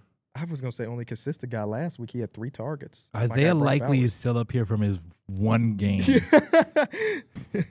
He's number 5. Hell, dog. Kyron would not. I don't even know what I would want to give up for George Kittle. Kyron is one of them stubborn fantasy players. If you want my player, he must be good. So you I'm don't have not- to give me. I'm not. Did I tell trading you him. what happened? So basically, Kyron, we all on the Discord. Kyron coming there talking about his team. He like, man, I just don't know what to do. We got to make some moves. We got to make something happen. I said, Kyron, I'm gonna send you a trade. He said, nah, I think we just gonna wait till we all get healthy. Then we gonna be straight. I said, bro, you're not making no sense. And right now he's 2-2. So that mindset has at least got him in the playoffs. Yeah. But he started goddamn Rico Dowell. Joe Who? Mixon is also hurt for him. I don't know if Joe Mixon has been clear, but let's see. He's probably out, bro. Because Joe Mixon was supposed to be out. Yeah. You got that concussion, right, with the Bears? Oh, no, it was the Yeah. ankle. It was a foot or Joe something. Mixon is considered out. He's already been out. Because he was trying to trade me Joe Mixon, and I was like, I'm reading it, Kyron, and it says it's no guarantee that he's playing next week. And he kept telling me he's coming, and I started to look into it. I'm like, I'm seeing nowhere that he is playing He next said he keeps telling me he gonna play. He said, trust me, bro. week. He He gonna does be on have that Antonio Gibson, though. Like, if Ramondre Stevenson keeps fumbling, I know Antonio Gibson also has a history of fumbling. He can get a lot of those touches. I mean, that kind of what happened last week when Ramondre fumbled for the 4th time this year. I don't gotta worry about that. He not on my team no more. Yeah, I kind of like Ramondre Stevenson if he, again, wasn't fumbling once a week. But Man, I would love George Kittle. you just got to send a God offer. I'm- Send him Alvin. No, I'm I'm sorry. Don't do that. I'm Don't just do that. hoping one of the one of my tight ends pops off and it's like he decent All you on a need. consistent Yeah. basis. I just need one. I sent John a trade the other night that it was low key. I tried to fleece to see a sell high.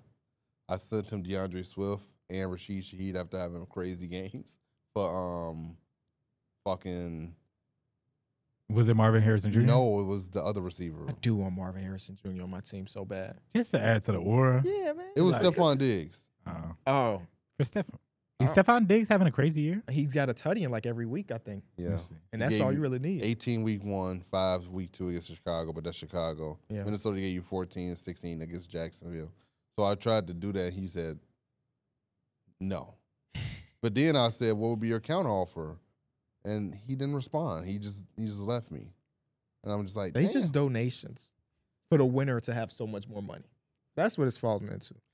I just don't understand why they won't even. They don't have conversations. We should have had it where like the loser has to do something embarrassing too. Whoever comes in dead last, that would have people really lock in. What's the most embarrassing thing though? Go ball. That's not embarrassing. Though. Yeah. I mean, it would be for Caleb, who has long ass dreads, but I don't think in general going bald is embarrassing. I don't think everybody would be down to do it. They would all. I would not have agreed to it. I don't think. You do it? I don't think I would have agreed to it. I could rock a baldy. Everybody can rock a baldy.